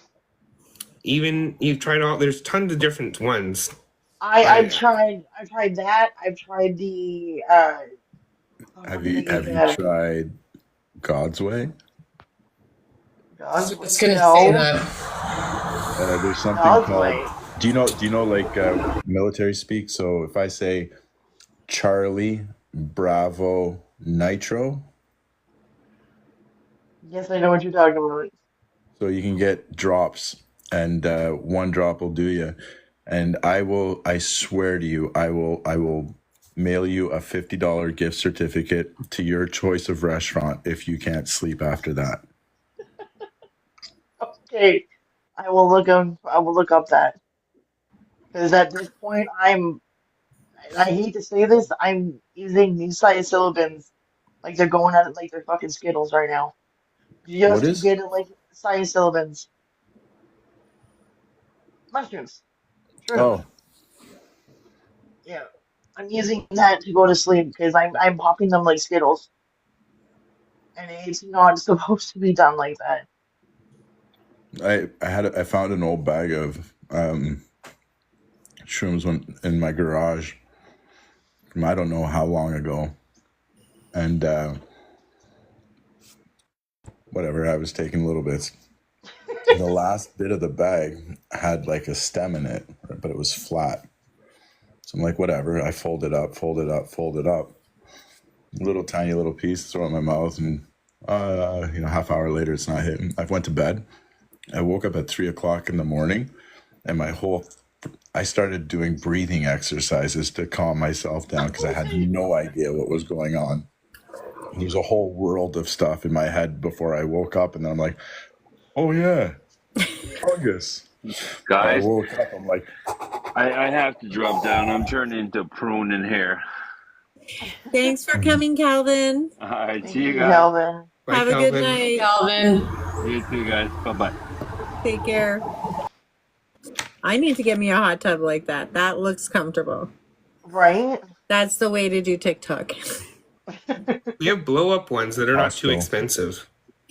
I used to have one of those. We loved it. Oh my God. My body is there's also tired. something called 5-MeO-DMT. 5-MeO-DMT. I know what you're talking about. You'll have to Just explain it. if you're really at a crisis moment in your life, Yeah. find a shaman. Yeah. Oh, I'm tired of Fortunately, all those things cost money. Actually, speaking of money, I want to bring up a topic that maybe I think might be important to talk about because, a lot of the messages I get from followers are like, oh, we need more, like, thanks for your content. We watched what happened in the United States and I realized that there just wasn't enough, more progressive creators and that the space is dominated by these right-wing creators instead. And at the end of the day, like, I think that's the biggest problem, especially in Canada, because Canadian content creators, for the most part, don't really get paid to do what we do. Yeah. And it's really tough, right? Like, we have to find ways of kind of turning it into a business. And, I still haven't gotten people to subscribe to Substack. I'm afraid of creating that subscription because, like, it should be free. What I write, what I do, it should be free for the people. That's how we get information out. So, like, that's one of the things that I wish our politicians would tackle and figure out ways for content creators to get paid more, because at the end of the day, like, this is a true way of the future. The more... Sorry, I forgot I wasn't muted. Mute your mic, Happy. But yeah, like, I don't know how they could do that, or I know they tried to do that, but at the end of the day, it really sucks for Canadian content creators. It's way harder to, even, for example, like, we don't have things like, oh, just Venmo me right now, like, super easy. We have to do things like buy me a coffee or have a link to our PayPal, and it makes it a lot more complicated. But yeah, that's one of the things that I wish that we could figure out a way how to tackle, because the more AI and robotics takes over a lot of jobs, a big part of the workforce is going to be at home with nothing to do but create content. And if they're creating good content that educates people and helps society move forward in a positive way, they should be rewarded for that. Right now, we're in a society where, like my job, it's not so much existing for me right now on TikTok, but on Facebook, I'm not allowed to put out political content. I've had to like block all my bosses and my coworkers, my company, and all of these people to try to be strategic to do what I do. So it's a hard thing. My work is touchy. They want us to use social media, to promote ourselves, but they don't want us to be political. So they want you to. Let me get this straight. Your job doesn't want you to promote yourself, but wants you to be apolitical. So I created a couple of new accounts just for that. And then I pay for advertising so that I can kind of boost my views and shit. It works. It's annoying though. My work sent out an email last week that was kind of cryptic, and I still don't understand. They were talking about the election and how we're at a crossroads, etc. But I don't really know. It kind of felt gave me an uneasy feeling. I got some really good news this week, and I just have to share it. I've been trying to get a way to get these papers to the Métis Nation Society citizenship, and every turn I've taken, lawyers have wanted to charge anywhere from $50 to $100. And I'm like, I can't afford that. Like, even it sounds like a little bit of money, but I can't. I just can't afford it right now. So I got a hold of the Mia Lawson Center in Medicine Hat here, and I was like, hey, I'm at a crossroad. I got to get these papers in as soon as possible. I don't know what to do. I can't afford a lawyer to do the notary. They're doing it for free of charge on Monday, so they'll be sent out by the next week. So that is one good thing. So. Frontline, any thoughts? On what exactly? There was an array of things that we talked We're about. kind of all over the place tonight. Yeah. So you just pick what's on your mind. I mean, the one thing that's on everybody's mind right now, and I feel like maybe that's why we're, having a little bit of a hard time, and I think a lot of other people are having a hard time with their lives because we've said the same thing over and over and over again, and it's pretty much the only thing that any of us can think about. So that is literally just on the loop in my mind constantly, right? Like, this election's coming up. Oh my freaking God. And it's so much more than just about the election. Like, I'm going through an existential crisis when I know that there's such a big part of our population that's been red pilled and lives in a different reality. It is terrifying. I'm terrified.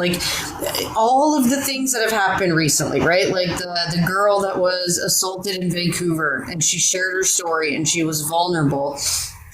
And people ripped her apart in the comments. And this girl was literally black and blue and filled with bruises. And people said that she deserved that because she was a progressive.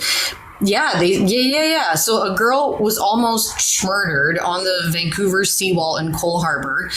She was lucky enough that she was able to fight this guy off. He broke her nose. There was bruises all over her.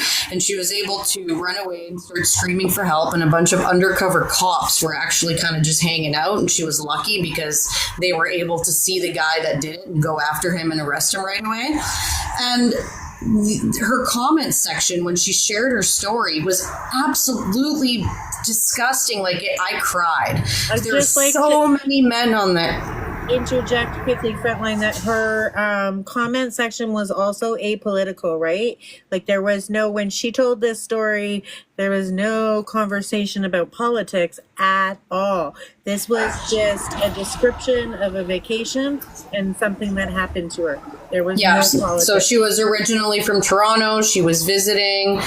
She was staying at a hotel. She decided to go out for a late night walk after she was working. There was nothing political, zero.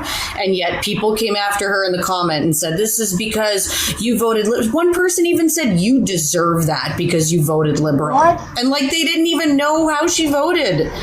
They just assumed because it was a woman sharing a story about how she was almost murdered by a random dude. And they just assumed. Frontline, when I heard that article, that story, and she was talking about it and then I read the comment section, it made me feel like this was a political event, though. it Yeah. made me feel like these were bad actors carrying out a political event, and she was. What exactly do you mean by that? I mean, there's a lot of people around right now in Canada during this election, like in 2016 and in 2014. I remember when Trudeau was going in, there were all of these people around. Like there was an Asian lady going around Vancouver yelling racial slurs at BIPOC people. Ooh, nice. Just like I would say really bad gaslighters, but because we're so far into this against women, when I saw that comment section, it made me wonder. One thing that Still not like putting the two pieces together. Do you think like the event, like what happened to her, was staged? Planned. Is staged the right word? I It mean, What do you mean by plan though? Like you think that somebody was planning to like hide out in a bush and assault her for assault a white, well-dressed, educated woman. Yes, it seems I too do. coincidental to be just a random attack because these things are happening over and over. I keep getting news from the Toronto Star that there was someone attacked in Toronto. I keep getting news about NMIWs and women, white women getting attacked, and all these people are getting attacked. But it does, and I the don't. election is so close. Like So it's almost I don't know if it was. I just know what happened. But the one thing that I will say is I don't think these are necessarily premeditated. I think this is just a result of so many people being fed hate and anger for so long. And this is like, we were warned by sociologists starting 5 years ago. They started to warn us that things will become very violent. In the documentary that I shared last night that was talking about the Proud Boys and how they were pardoned and all of that, when the police officer that almost was unalived by them during the January 6th insurrection, and the part that they were doing an interview with him, he literally said, it's not whether if violence will happen, it is going to. But It is going to. My thoughts on it. Well, look at it's been happening. There's been a rise in violence, and the conservatives are using it to say that it's the liberals' fault. But who are the violent people? They're usually conservative supporters because they're the only ones that are walking around with that much hate, especially for minorities and women, the people that are usually attacked. Like it is. I genuinely am at the point where I'm like, people need to get strong no matter how this election goes. If liberals win, there's going to be angry, violent uprise of conservatives. If the liberals lose, then our country's going down the shitter and there's going to be a lot of violence because, they're going to be allowed to do it the same way that the January 6ers are now pardoned and they can get away with whatever. It's going to be the same thing here. So no matter what, violence is coming and we need progressives to get prepared because I don't think we're going to see a way out of this without a fight. And I wish I was wrong. I hope I'm wrong. I want to be wrong. I want nothing more than to be wrong. Forgive my privilege and my position here when I say this, but I'm hopeful that enough people are seeing, especially a lot of the older generation that may have been holding on by whatever cognitive dissonance thread they had left to what they believe was a conservative party. And I think they see the violence, I think they see the hate, and I think they see the vulnerability. And I'm hoping that they will vote with their conscience and not with their ego, because legacy voting, as we know in Canada, is one of the major problems. People vote like their parents do, at least for a little while. But yeah, I just think that pointing out those kinds of things to people really should motivate, a portion of them to vote differently. Well, I had a conversation with my uncle the one day, think it was like 2 weeks ago I had a conversation with him. I hardly ever talk to this man. He came over to fix my something in my house because my dad wasn't in town. And he's like, "What are you voting?" I'm like, "Well, I'm voting Liberal." He goes, "Well, you're voting Trudeau." I said, "No, Uncle, I'm voting Liberal. It's not Trudeau's government. It's a whole new plan." And he's like, "Well, I'm voting Conservative." I'm like, "You do what you gotta do, Uncle. Like, I'm not gonna sit here and say what you need to say, what you should vote or who you shouldn't vote. I'm not gonna tell you who to vote for. But I'm gonna tell you, you're voting against my best interest. That's all I'm gonna say."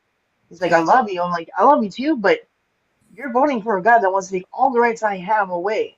He's like, "Oh, well, you know, Pierre Trudeau is the reason my cousin was unalived and this and that and the third." And I'm like, you can't hold on to what happened in '87. That's way too long to hold on to that grudge. And You that's the don't put reason that you're much not pressure voting. on yourself to change those people's minds. Oh, I don't. But this is the thing. He can't keep blaming one person for an accident that happened to not be anyone's fault, but a Mother Nature. I don't know how to explain it more than that, right? It's an act of Mother Nature because I'm not going to say it's an act of God, as there is, all religion aside, it's not what I believe, right? And he's like, "I understand that, but," I'm like, "Okay, well, thank you for fixing what you needed to fix. I love you, but I'm going to bed because this is hurting my head. Like, I can't do it anymore." On a side note, now that we've seen some convoy convictions and we're awaiting the sentencing, does anybody have any opinions on whether, they're going to get any kind of serious time? Do you No, think the I think they absolutely should. the fuck not. I'm a little concerned though that it's a hard thing right now because Biden put the J6ers in jail, and all that did was hype up that situation. In no way am I saying that they should go without penalty. I'm just not sure what the right response is. Do you know what I mean? Like, It's a precedent-setting event, right? it Like, is. there's It is. nothing before it, and there hasn't been anything since it. Obviously, it just happened. Let's allow So some others to dip in here to that question. I haven't heard much from Tiffany and I haven't heard much from Sean. Tiffany, what do you think about Happy's question?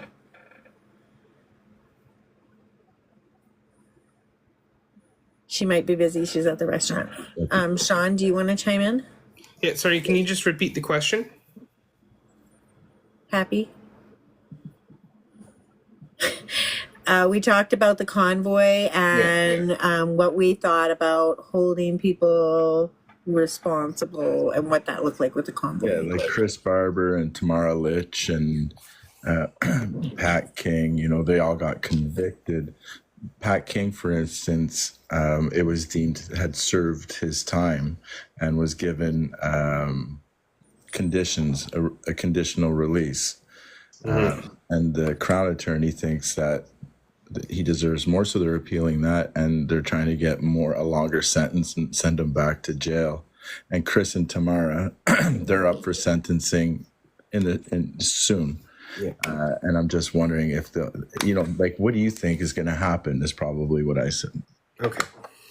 Well, first of all, I saw Pat King on live like 2 weeks ago. He ended up calling me a moron, so I kind of feel blessed. But yeah, I kind of feel that I don't know. I really think that they need to be punished. I really think that they should spend some time in jail because it just wasn't like a regular protest. It actually wasn't just a regular occupation either. The trucks were blowing their horns 24/7. And there were people that lived by there that, developed PTSD because of it. It's terrorizing them. But yeah, I think they should get time in jail. Do I think it's going to cause issues? Yes. But I think, if we need to be prepared for that, and we can't just let people go, unaccounted not being accountable for their actions just because we're worried about political rise on the side that they're with. I concur 100%. I agree with you. And I think Trudeau was one of the first people to suffer from those consequences, because he oversaw most of that. And, and now we're seeing the backlash amongst other incumbents who were there at that point. I agree with you. We should roll with the punches, but we shouldn't walk away from this fight. That's for sure. Tiffany, what are you thinking? She is busy. Frontline. I'm thinking that we need to hold people accountable for the moral standards and compass that we hold in Canada. We do not intimidate, bully, make people feel unsafe wherever they are. And especially as an Albertan, this is the first election where I have not put a sign of the party that I'm supporting on my front lawn, because even though I'm in a more progressive city in Alberta, I don't feel safe to share affiliations. It's putting my face out there is enough to have people bully and intimidate me on places in social media, unfortunately, and I'm not willing to put my children and family through that, which is sad. I don't want that to be the Canada that they grow up in. I want us to go back to our values where we valued everybody's difference of opinion and not in a way where we bullied and intimidated them or made them feel unsafe.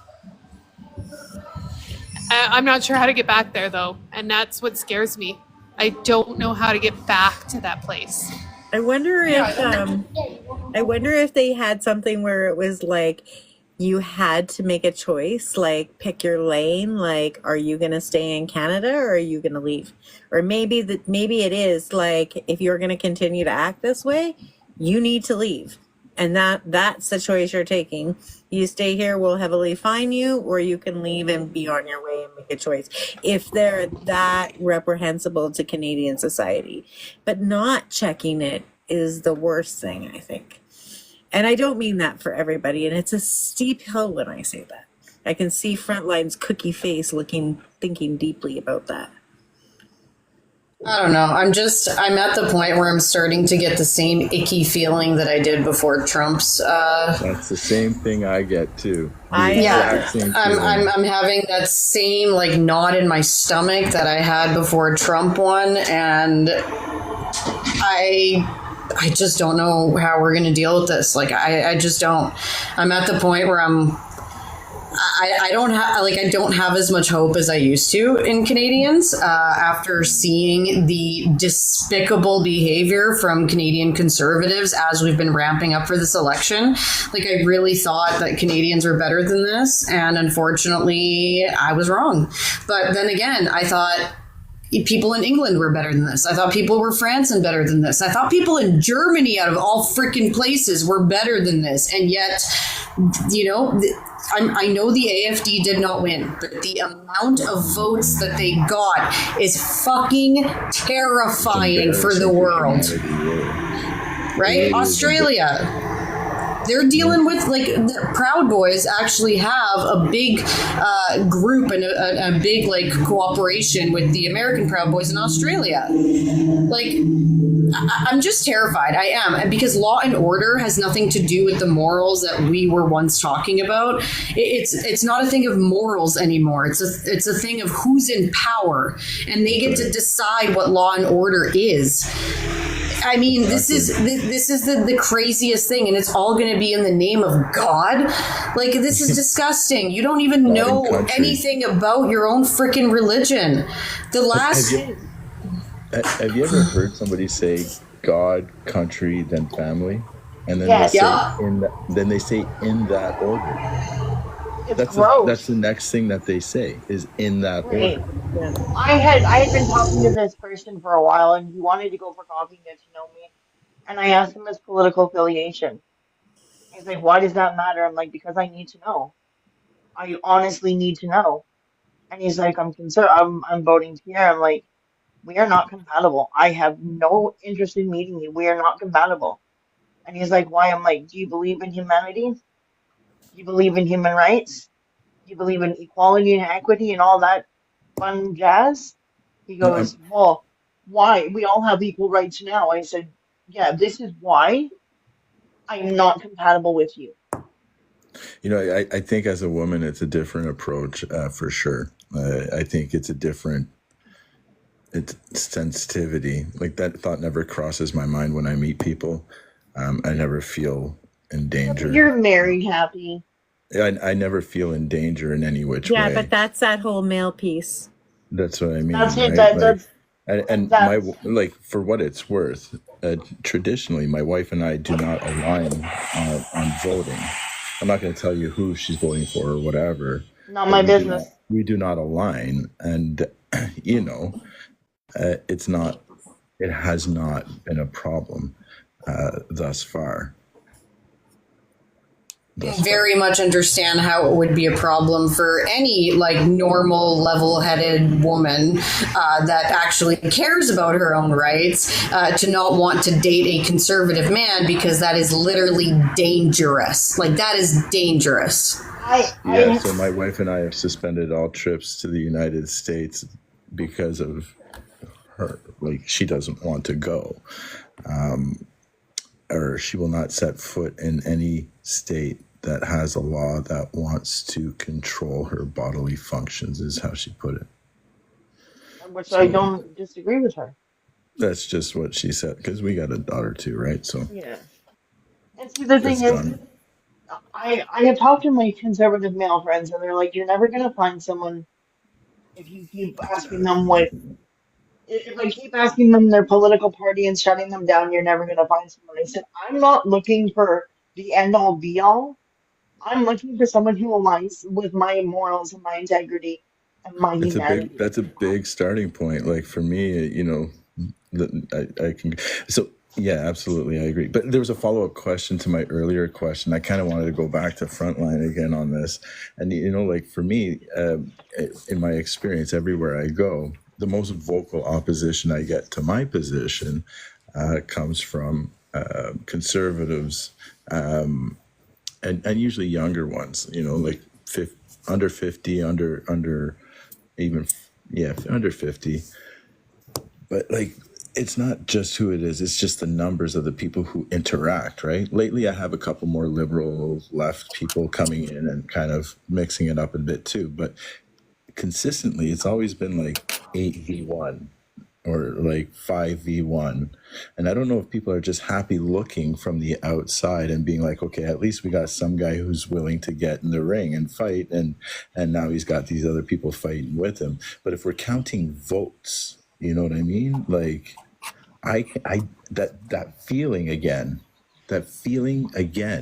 where Hillary was in front, right? Yeah. Where Kamala was in front, that feeling. and it just feels it almost feels like a gut punch, someone just punched you in the gut, you can't catch your breath. I feel nauseous. I can't tell you the last time I had a seizure, but I can tell you the last time I threw up, if that's an indicator of what's going to happen. I've got good feelings about this election, and then I turn around and someone says something, and then I've got good feeling again, but it's that good feeling gets lighter and lighter, and then that gut-wrenching, nauseous feeling in the pit of my stomach just starts, and I'm like, please don't let it be true. I just can't. I'm feeling sick about it too. I can't lie. I've been Frontline and I have been talking about it. I feel like this whole election, both of us have been talking about this on and off, that is this lead real? Is what we're seeing real? Should we buy into it? Right? Yeah. It's so worrisome. I was at work, like I was saying today, and it's a very conservative environment in that sector. right?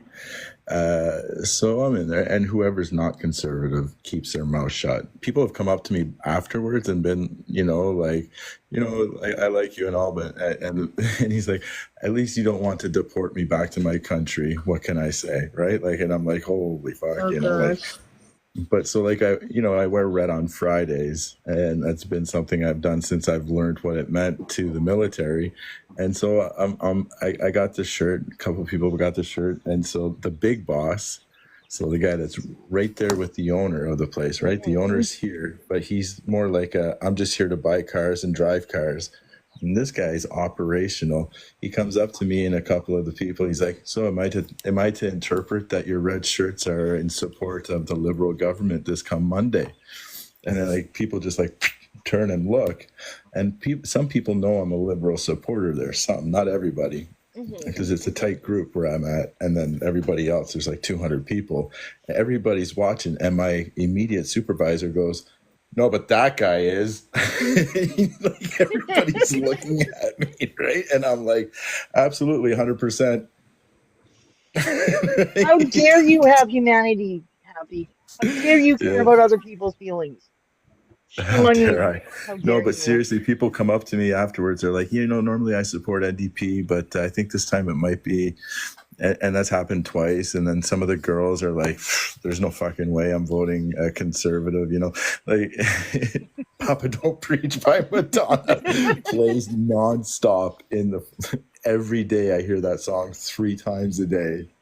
You know the song that keeps playing in my head since November 5th?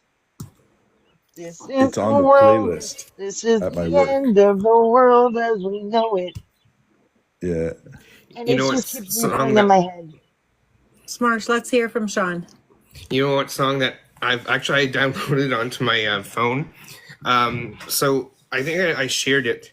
And it was around the time when the whole like 51st state thing was really starting to gain ground. I don't know. Someone on TikTok started singing One Tin Soldier because of that. And I can't stop listening to it because the words are so... Was that me and Nat? Because Nat and I were singing that one morning when Tim Oh, Soldier.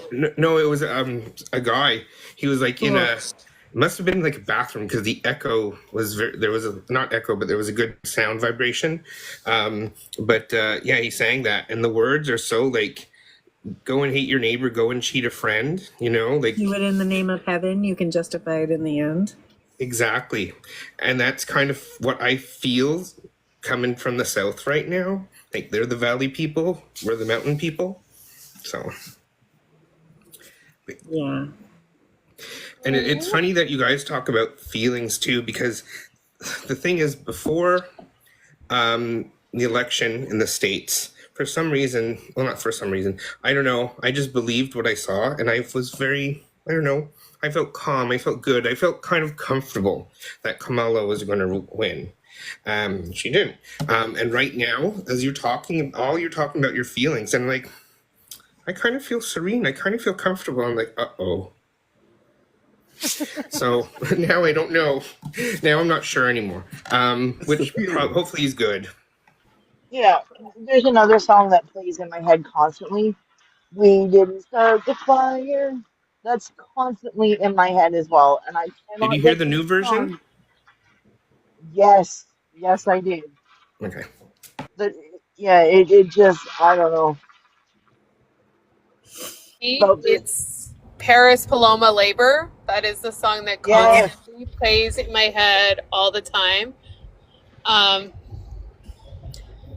But I'm glad you feel safe and that we have a safe space to share feelings. Like I love being here because it is a safe space, so that when I leave I wasn't sharing feelings. the Book of Face, when I leave the Book of Face with all the traumatizing, terrifying people and come back here, I get to relax and have a moment to just breathe. Like I love being here for that. I love the fact that we do fact check ourselves, and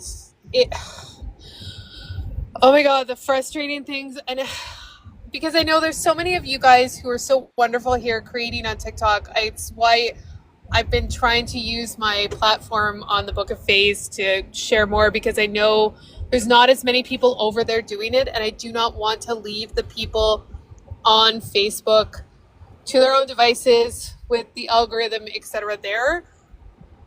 Hey, Tiffany, But did you know that Beaver Politics has a Facebook page? I do not. I need to go look at that right after Yes. as soon as I get home. Because it's, oh my God, traumatizing. The thing. Oh, yes, they have a YouTube. Sorry, my son was asking about a YouTube page. I'm gonna subscribe. Okay, my son has decided he's subscribing to your guys' YouTube page. Nice. YouTube. Yay! I have one as a parent and done my job. Yay! He wants to read the whole entire banned book list in the U.S. and he wants to subscribe to your page. I feel like I have one as a parent Tiffany. and I've done my job. You're winning. Tiffany, one of the Hey, books did that's we ever banned do in the the book U.S. club?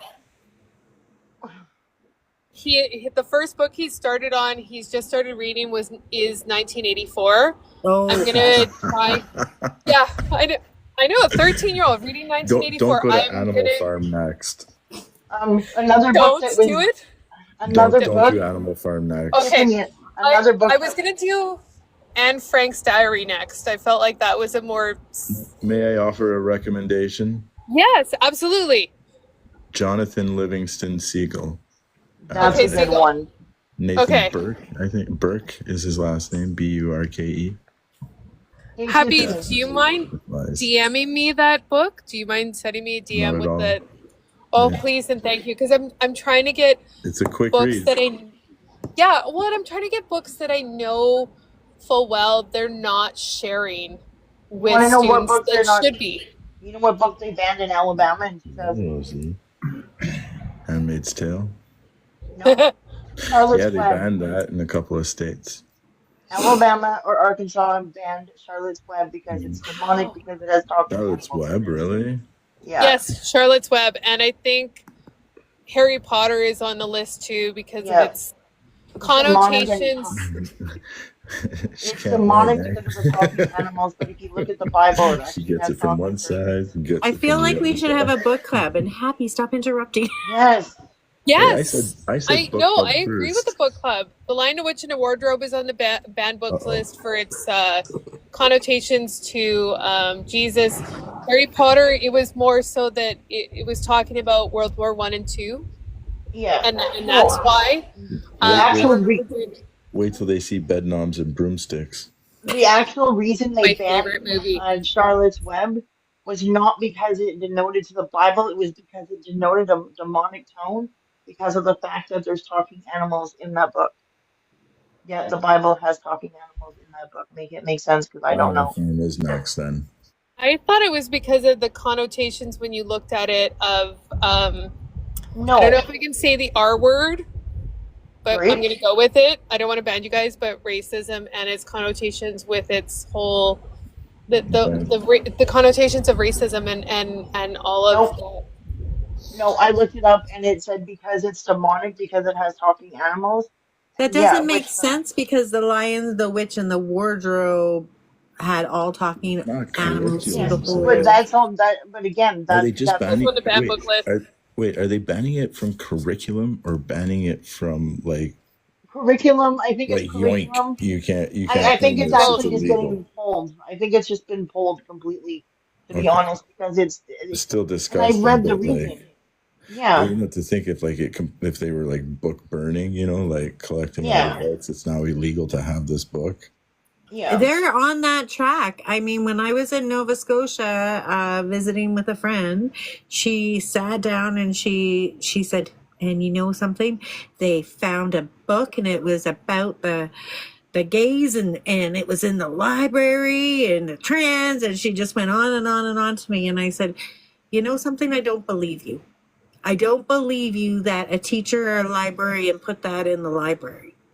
And the reason I don't believe you is because every book that gets put in a library across Canada has a huge, like, Impact. they had to go through all these boards, right? And they have to be approved before it can even make it to the librarian's desk, before it even makes it to the order desk. These the only people that don't have to be approved and can slip a book on a shelf would be a parent. It would be a volunteer. It would not be a teacher. It would not be, because they're under that. Like, I've had principals walk into my classroom and go, that book can't be here, and literally go through my books in my classroom library. Go ahead, Sean. I don't know. I don't remember if it's Ohio or Idaho or something that ends in the O. There was a mother. She went to the children's library and she was caught putting gay porn in there. So she could say that they're putting that for the children. The gaslight, right? Yeah. Yeah. Go ahead. I saw it like before Trump got in the second term. There was a thing in Florida where if a librarian was caught with putting certain books in their classroom, they would be fined and arrested for something. I can't remember what it was called. I'll have to look up the article and send it to you, Miss Radical, because it was literally these libraries in these schools cannot have certain books because of the wokeness is what they call it. It was anti-woke books that they wanted in. And then someone was saying, well, they put the Bible in there, and it's like, yeah, well, the Bible is anti-woke too, right? Bro, So, they're literally erasing like historical facts. They're pulling them out of like, they're literally, like the guy said, editing things out of existence, like the contributions of First Nations people in World War One, the contributions the Tuskegee Airmen. I just feel like Frontline wanted to add something. Did you? Oh, I'm just, honestly, there's like, I have tears coming down my face right now because I was just looking at the actual list of all the book bans while you guys were talking about that because I wanted to see what other books were on there. And like some of the most amazing books are on here, and I'm just heartbroken right now. Like, I can't even believe that one of my favorite poetry books is now on here. Milk and Honey by... Read from the top. Sorry, can you confirm one of our questions? Is it from curriculum or is it banned? So this is a list of from curriculum and also banned like nationwide. It's Canada both. or the United States, maybe? In multiple countries, actually, but this is the United States that I'm looking at right now. And these were banned 2023 to 2024. So this is before Trump even started. Yeah. And it has to do, like, some states don't have them banned, right? So, like, in most Democratic states, there's some that you can still find, but in Republican states, they are, because it was still up to the state. But it is crazy to see like what a lot of these, conservative states are taking away from teenagers and kids. Like The Color Purple. The Color Purple. Oh, I love that book. Handmaid's Tale is on here, by the way. Of course. They got so many good ideas from there, they don't want anybody else to use it. Well, too bad. Now it's a TV show. Can I ask you a big favor? Can you please send me a copy of that list so that I can make sure I have copies of all of those? Because I firmly believe both my children should all of the books on those lists. Yeah, this was a list that was put together because apparently this ban has affected over 4,231 books. And so this is a list that was put together to... it's called Read a Banned Book and Complete a Task on the Books Riot on How to Fight Book Ban Guide. So it is put together by a bunch of authors and teachers to say that, like, these are some really important books that if you can get your hands on them, definitely read them. Out of the 4,231. But if you look through this whole site, you'll be able to find a lot more titles. Okay, do you mind please sending me a link to that site? Because I would definitely love to add to my library, and if I can over my lifetime purchase all of them, I will, because I think it's important for us to have copies somewhere. I don't give a shit if I am the new library in the future. I don't care. I'm lucky. Edmonton, our library hasn't had any book bans since the 90s, so they are very anti. You could probably download the PDF. But I would like to have copies of that, not just for me, but for my kids and hopefully at some point maybe future grandkids or other children on the planet. Nope. And I challenge you all to get one of those books and put them away. Send it to a friend, take it and put it in a capsule and bury it. Get more than one. Donate it to book libraries in neighborhoods. Just drop it off. Just put it in there. Send a beautiful message to somebody and put those books in those mini little book libraries all across Canada. Handmaiden's Tale. You know what though? About 2 blocks from my house, I'm happy to put multiple copies of everything from Charlotte's Web to anywhere. I'd love a list of it to print out, because I'm going to print out the list in case, because we all know not everything lives on the internet forever, but I'd love to print out a list, a checkoff made for myself. And we have wonderful used book areas with it, so I'd love to pick up copies and not just for my own library, but share them everywhere, because for me, this is the scariest part, because once we start banning books, it's only a hop, skip, and a jump to the actual match. Yeah, and the thing is, it's only a hop, skip, and a jump to a match. I can't do that in my area where I live, because Danielle Smith is my MLA, and that really, really scares me. So I'm like, do I put a book shelf out in the community? Because I know we've done it before, and everybody vandalizes them, and it's like, oh God, what do I do? What do I do? What do I do? But I'll do it. I mean, I'll take the rap for it, but isn't it my freedom of expression if I give a book to someone? You're giving up your freedom of expression to. Cool. I just wanted to say I found the full PDF Excel spreadsheet list of all the books that have been banned from the United States from the classroom. It even says the state, the district, date when it was removed, origins of the challenge, so who's the one that wanted to remove it. It has everything in here. Can you do that? If we do a channel for it's the huge. book club, What are you asking, Happy?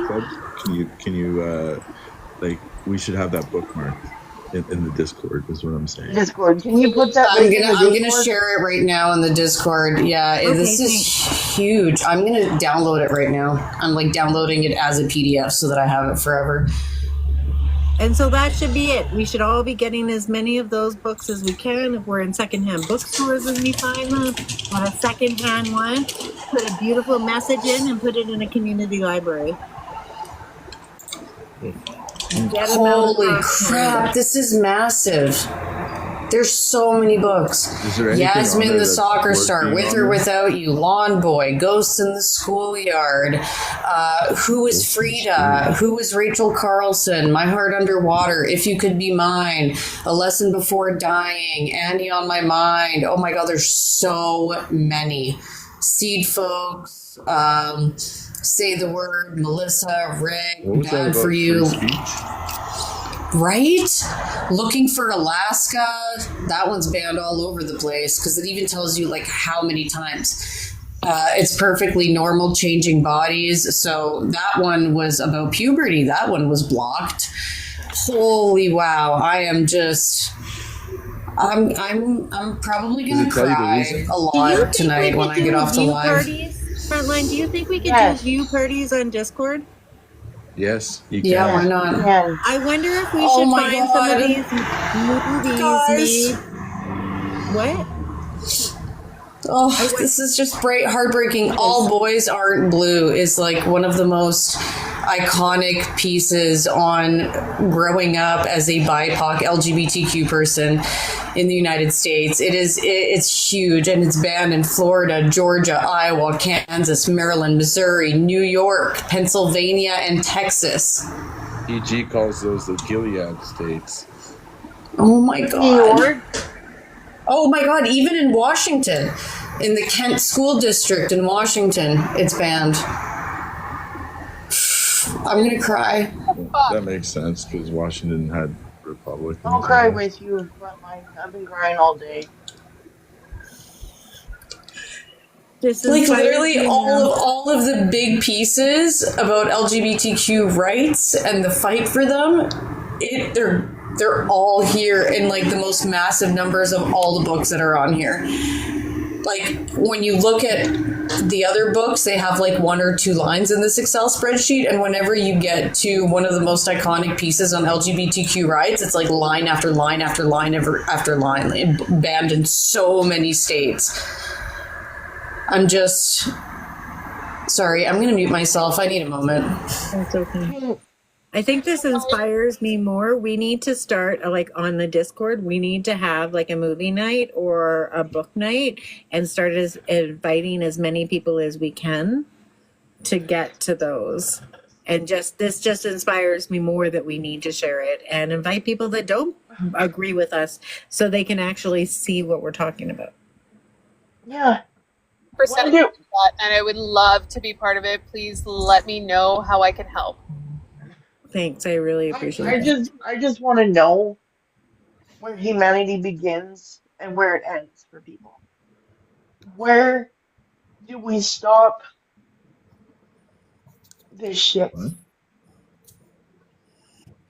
That is a multi-millennial question right there. I was like, I don't know if you know human history or not. That is a no. I know.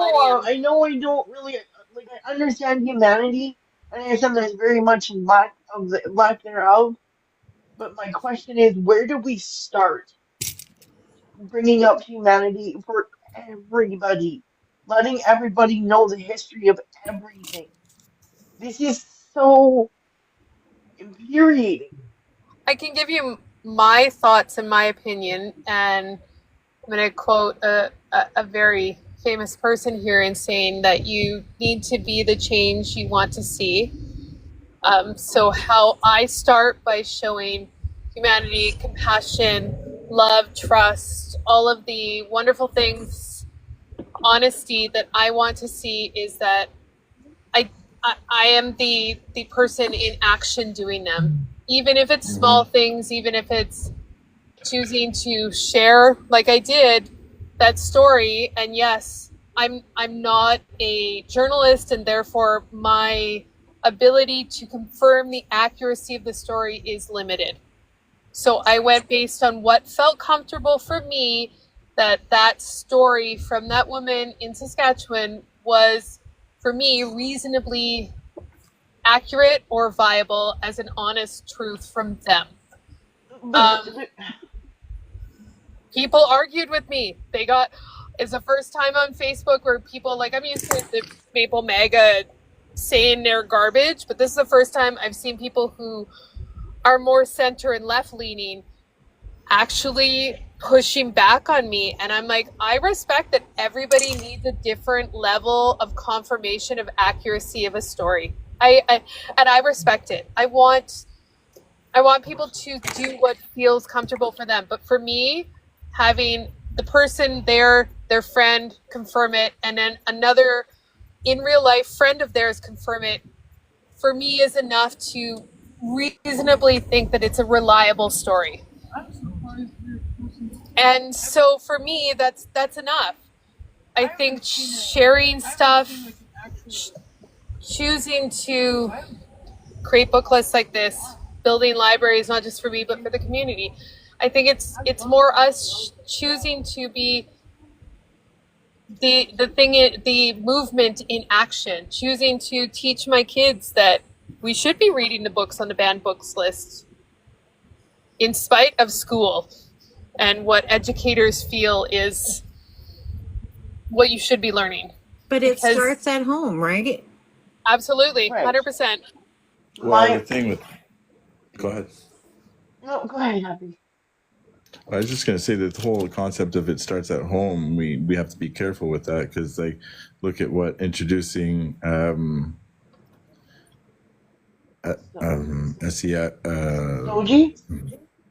introducing bodily education, bodily Yeah, so do you want to? functions, and I can't remember what the appropriate term is now, but like So you can see how that has impacted society, for the better, because the education has led to people less prone to putting themselves at risk, versus But we not having that. shouldn't be scared of that, because you Exactly. as somebody with young children know that innately. Well, I just signed off on had it. young children, and Oh, I for know sure. that the discussions I had with my kids when they were little, it started in our house. Now, I'm not leaning left, I'm not leaning right when I say that. They were just, But conversations. my point is you can see the difference, the disparity of having that education in the school system, as well as parents teaching it versus either parents alone or parents too busy to have comprehensive teaching sessions about. You're muted.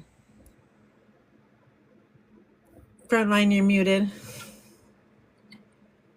Wasn't speaking before though. Oh, we saw your frosted lips. Oh, I'm eating. I had something to eat and I was chewing. We can't I guess see the this is what food. We can only this see is the what the function. cookie looks like. This is what the cookie looks like when it's eating. Okay. Well, I don't know. I Go just ahead. I'm an interrupter, so yeah.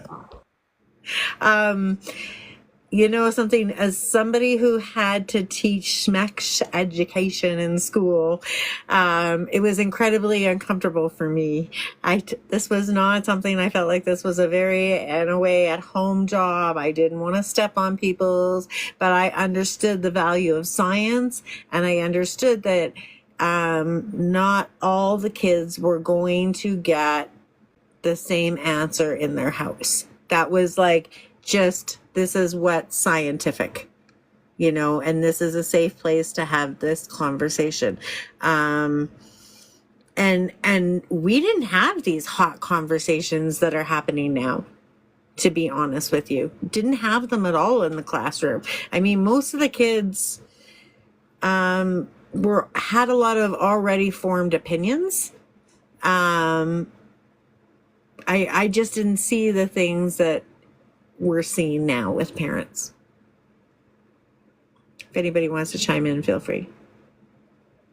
100% agree. As somebody, I just want to scream. That's what I want to do. I want to scream. Can we? The fact that we are even having to have this conversation like we're in the freaking 1950s again. Have a more oh my God, Happy. heated discussion with my mother-in-law because she thought it was inappropriate for the school system to teach a comprehensive sex ed class that was not just cisgendered heteronormative. Yeah.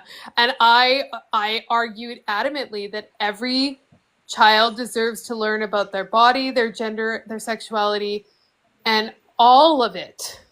And if you didn't like it, you'd sign a little form that said, my kid's not going to be included. Period. End point. Yeah. And we do have that, right? In every Canadian classroom across Canada, a parent can say, no, thank you. And your child will go do something else during that time. They'll sit with another class. They'll go to the library. There's something else that will be arranged for your child to do during that period of time. And it was even in the 80s when we were all littles, right? That's the way it happened. Miss Radical, it makes me wonder because my mom and dad used to let me read books and used to read to me as a child. They would read to me, oh God, the Aesop Fables. Like they would read those books to me. They would read any book, why would I join a white supremacy group when they don't like me? That's weird. Anyway, it's the fact that my parents read Peter Rabbit, Cottontail, and Peter Rabbit. The I Lion, remember the Witch, that. and the Wardrobe, Alice in Wonderland. All Yeah. these books. Charlotte's Web was one of my favorite books. My other favorite book that apparently my mom blames me for making her emotional is I Love You Forever by Robert Munch and Nana Upstairs, Nana Downstairs. My Um, favorite. all these books that I read as a child because I loved reading, and that's all it was. And my parents never had concerns for what I was reading. They But if never you're even, reading all of those, Marsh, it means that you're going to develop social and emotional learning from each of those right. books. And But that's this is what something I'm that saying. SEL scares them deeply, social and emotional learning. I did not know this. Honestly, I came by this position where I was working for Big Brothers and Big Sisters as a mentor, and they did all this social and emotional learning workshops with us, and I came out of it and I was like, holy crap, we've all missed so much and we need to teach this, and it's brain science and it's also important. And I started popping this off on social media, and the wave of not good just came upon me. Right, Social and emotional learning, like that's probably why half those books are off the list. right. And I also read, oh God, How to Live a Mockingbird, Great Gatsby.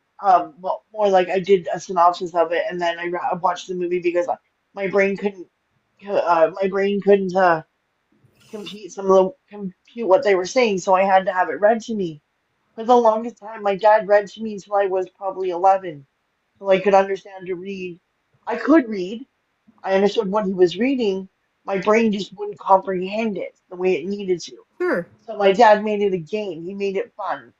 You read Nice. a line, I'll read a line, and it was just reading Mr. Toad. I don't know if anybody's Mr. Toad's Wild Ride. That was another one my dad read, the Aesop Fables. Um, I tried to read Pride and Prejudice. I couldn't. I fell asleep. I tried to read Harry Potter. I fell asleep. I tried to read Twilight. I fell asleep. Like, it's just because my brain is so overactive, I can't sit still. And then when I try and read them, and I'm like, oh, I should read a Twilight book, I totally forgot. I threw them all out because after whatever happened, it was just like, Yeah, that's okay. okay, I mean, sometimes people get really overwhelmed with too many words on a page. It's very overwhelming to look at a page and not be able to process it. But hearing it by the ear, sometimes it just makes it that much easier to process. And like, Audible. I love Audible so that's much one. because you know what? I sometimes I need it because sometimes I can sit there and read a book and it keeps my attention, it keeps going, and sometimes I just need Audible running in the background while I'm doing my work in my business. Right. And it's not that I'm not still learning or listening, it's that I need a secondary You need sense. background noise. Yeah. Like there's nothing wrong with that. Like I'm tired of society, and as somebody who's neurospicy, I'm tired of society deeming me as, I guess, kind of defective because that's how my brain works. There's Right. nothing wrong with it. It's a different functioning Right. brain. And I'm tired of society trying to put me in a fucking box. I have a box cutter for a reason. Try me. This box is not gonna be a box anymore. It's gonna be a stool. so we're rolling up on 8:42 Mountain Time. I'm thinking of saying goodbye at about 9 p.m. just because of that whole self-care piece with this election, taking care of our mental wellness. Final thoughts. I can give everyone some time to think about it, but if somebody wants to go first, that's awesome. I take away a lot from this conversation tonight on like mental wellness and some things that are making us not so well right now. Happy to go first if nobody else would like to. Go ahead.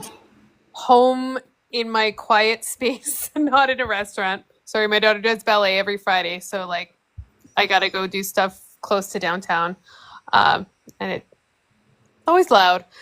For me, I think if I could give anybody a message who's in the audience today, please, please, please research. And I know there's a whole subset of society that's like the do your research people, and oh God, that's a whole nother toxic conversation for another day. But please research the party that you're intending to vote for, or all of the parties, not just their platforms, but more importantly, their policy declarations for their party. Because any leader can promise anything they want and everything they want. And I think we've seen that not just from one party, but from a lot of them. So I really want to encourage people, look at the policy declarations for the party. Policy declarations is where you're getting an idea of what the policy, that party actually believes in and stands for. And that's the most important thing moving forward for all of us. And then also look at the stories that have been coming out for people who have been going to listen to the leaders and what has been happening to them when they do, because that's also going to be very indicative of what this party stands for, what they intend to do when they do get in power. And before making your vote, and most importantly, go out and fucking vote. I love you all. Go out and vote. Be out there. Be loud. Be proud in whomever you choose to support. I'm not here to tell you one way or another, but just go out there and have your say. Please, please, please. There, I'm done now. That's my rant and so soapbox. much. Who's next? Is it going to be Happy? Is it going to be Smarsh? Is it going to be Frontline? Who's next? Oh God, I might as well. The way I can say it is vote with humanity, vote with everyone in mind. Don't just vote because you feel like this party aligns with you. Just vote because it's the right thing to do. It's your civic duty. And I'm sitting here and I'm trying to wrap my head around this. If we do not vote the right way, if we do not vote with humanity, our country is not going to survive. We are going to be USA 2.0 if the Conservative Party gets in. So please, please, please, for the love of everything green, vote the party you want to, but make sure you know what you're voting for. Because if you vote UCP to be the next 4 years of our country, and you come back and you say, well, I didn't think that they would do this, we have been screaming at you for 6 months, even longer, that this is what they wanted to do. So vote how you want to vote. I don't tell people how to vote. Just please don't come to me and say, well, that's not really fair, because you know what I'm going to say? FAFO. Thank you. Thanks, Marsh. Who wants to go next? Sean. Happy's in.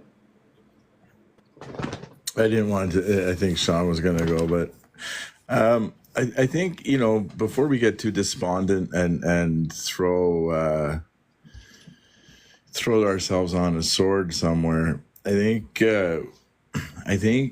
we should take a step back and look outside our algorithm or our social circles even, and look to the people who would be directly impacted by the change in legislators, and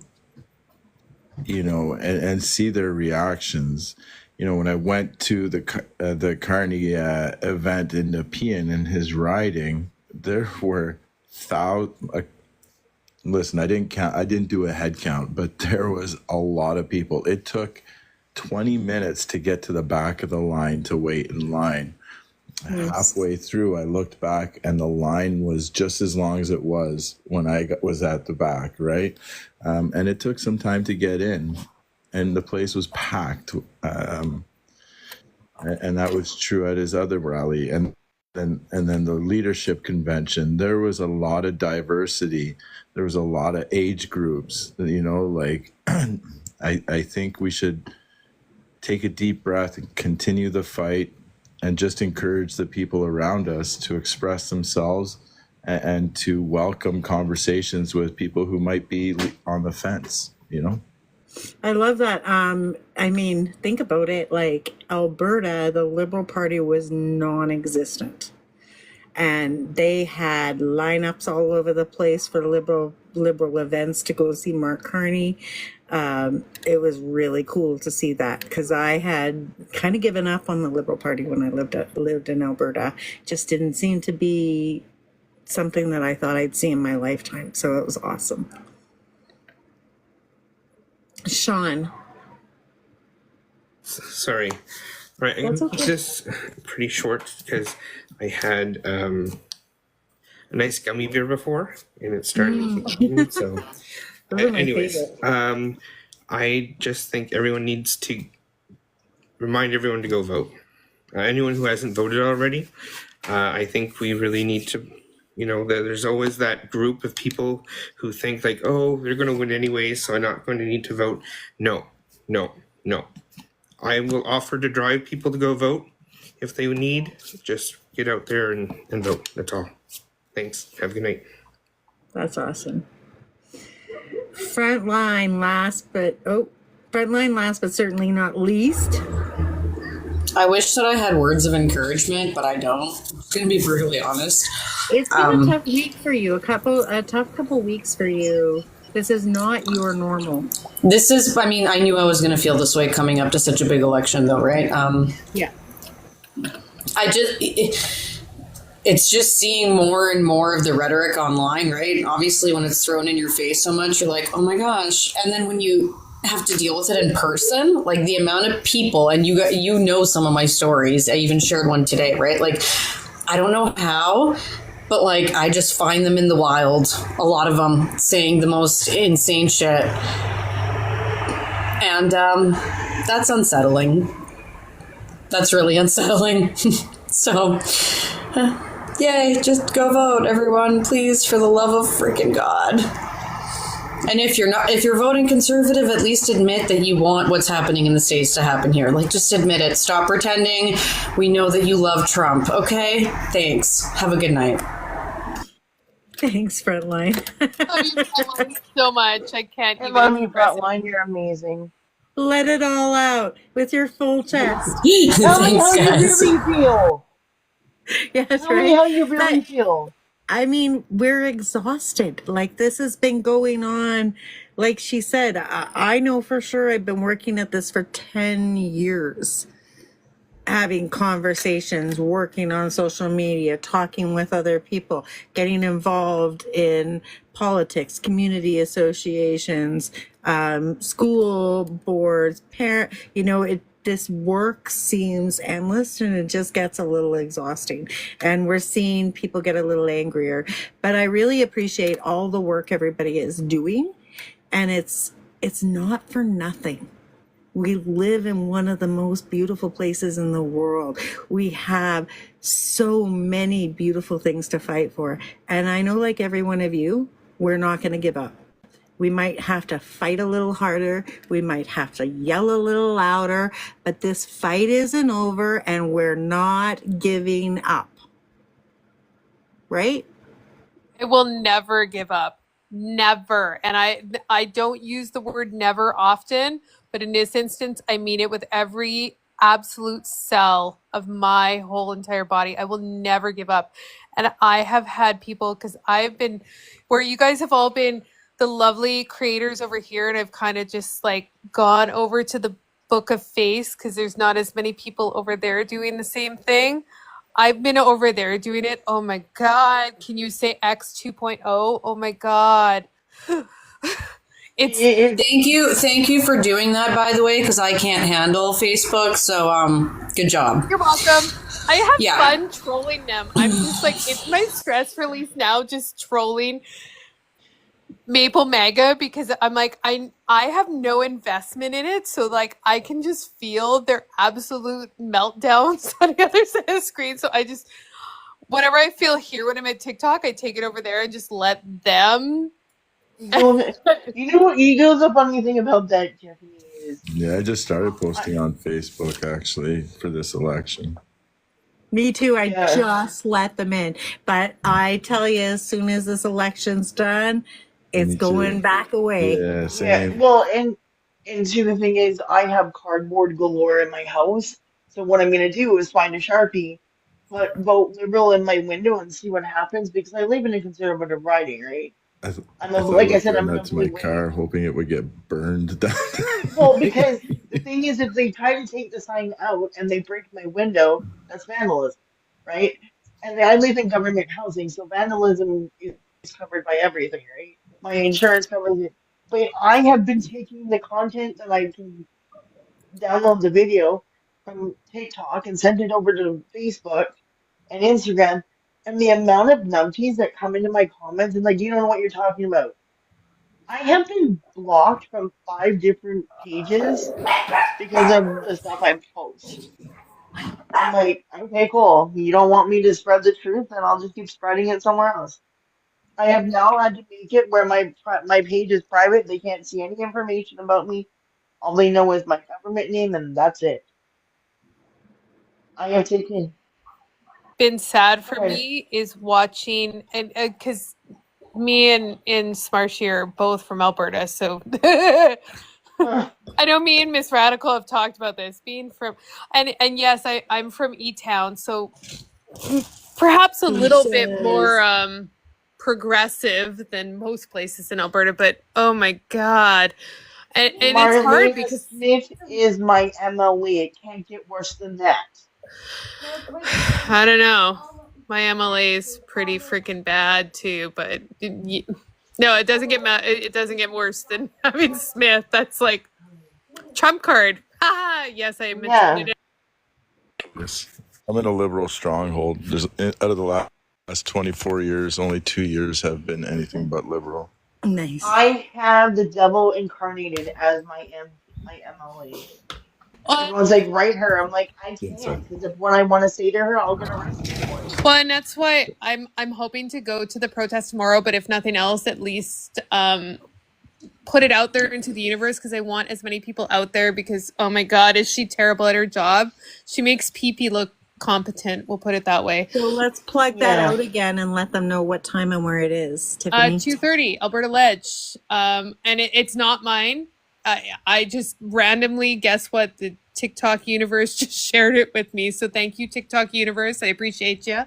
And I want everybody to get out there, go express your upset with how the UCP has been handling its provincial duties. There's my PC way of putting it out there. Tiffany, remember back in the day in Edmonton where we all used to go to the Ledge and do Purple City? That and White Ave. Right? Oh my God. I'm just saying, like, well, and that's why I said, I'm like, I it's hard because I know that this used to be a very progressive city, and it's very disappointing watching what's happening. And you know what, the worst part about all of this and me posting on the Book of Face is that obviously a lot of my family members are on there, and just watching the response from family. May I make a small plug, Miss? I'll just say goodnight. I gotta get off. Bye. Night. So I just want to share some quick. Sorry, Smarsh, but my battery is going to run too, so you can keep talking. But if you die, you know why. I didn't mean it that way. If my phone doesn't work, you know why. Okay, so everybody, this May 5th is Red Dress Day. If you have a red dress, wear it. If you don't have a red dress, wear red. If you have a dress, you can donate to the MMIW movement in Winnipeg. Let me know. I'll get you in contact with the creators that are holding the march for MMIW. And yeah, just wear red. When is that, Smarsh? I believe May 5th is the march in Winnipeg, but there should be marches all over the country for it. So I'll keep you guys informed. And can you put that in the Discord too? Yep. Just to let you guys know, I've experimented with advertising on Face, and it's not as complex, right? It's super easy, but it's not that expensive. Like for movements and like rallies and stuff like that, it's like $20, and you can target audiences, and you can run the ad for like 5 days, and then you can reach thousands of people. In that, can you still buy bots on Facebook with your ads? I don't know. We could have fun with that, Happy. I wouldn't even know where to begin. I do. A bot? Facebook, I got part of some test group in 2014 or something with my old business, and they offered me this opportunity to buy bots, and I did. I think it was like a pre-Trump kind of thing, right? And I was able to buy like 60 bots a month that would go out and talk about my business and bring business to me. It was wild. But I was just wondering, could we buy bots again? And then maybe we could. Interesting. I'm gonna see. I'm gonna look for that actually, because like I use the marketing to sell, like, you know. So. Check it out and see. Let's see what Smarsh says. Smarsh, your turn. I mean, they were paid by the Liberal Party, you know. I mean, might as well get some bots out of it, right? Couldn't hurt. Fight them at their own game. But alas, I should say goodbye, my friends. We got to go touch some grass, feel better, do some self-care. And Happy, get back to me on that bot conversation. Maybe we could do something. Do it. Have a good evening, my friends. Take care. We'll talk soon. Okay, love you guys. Love you. Be the change. Bye.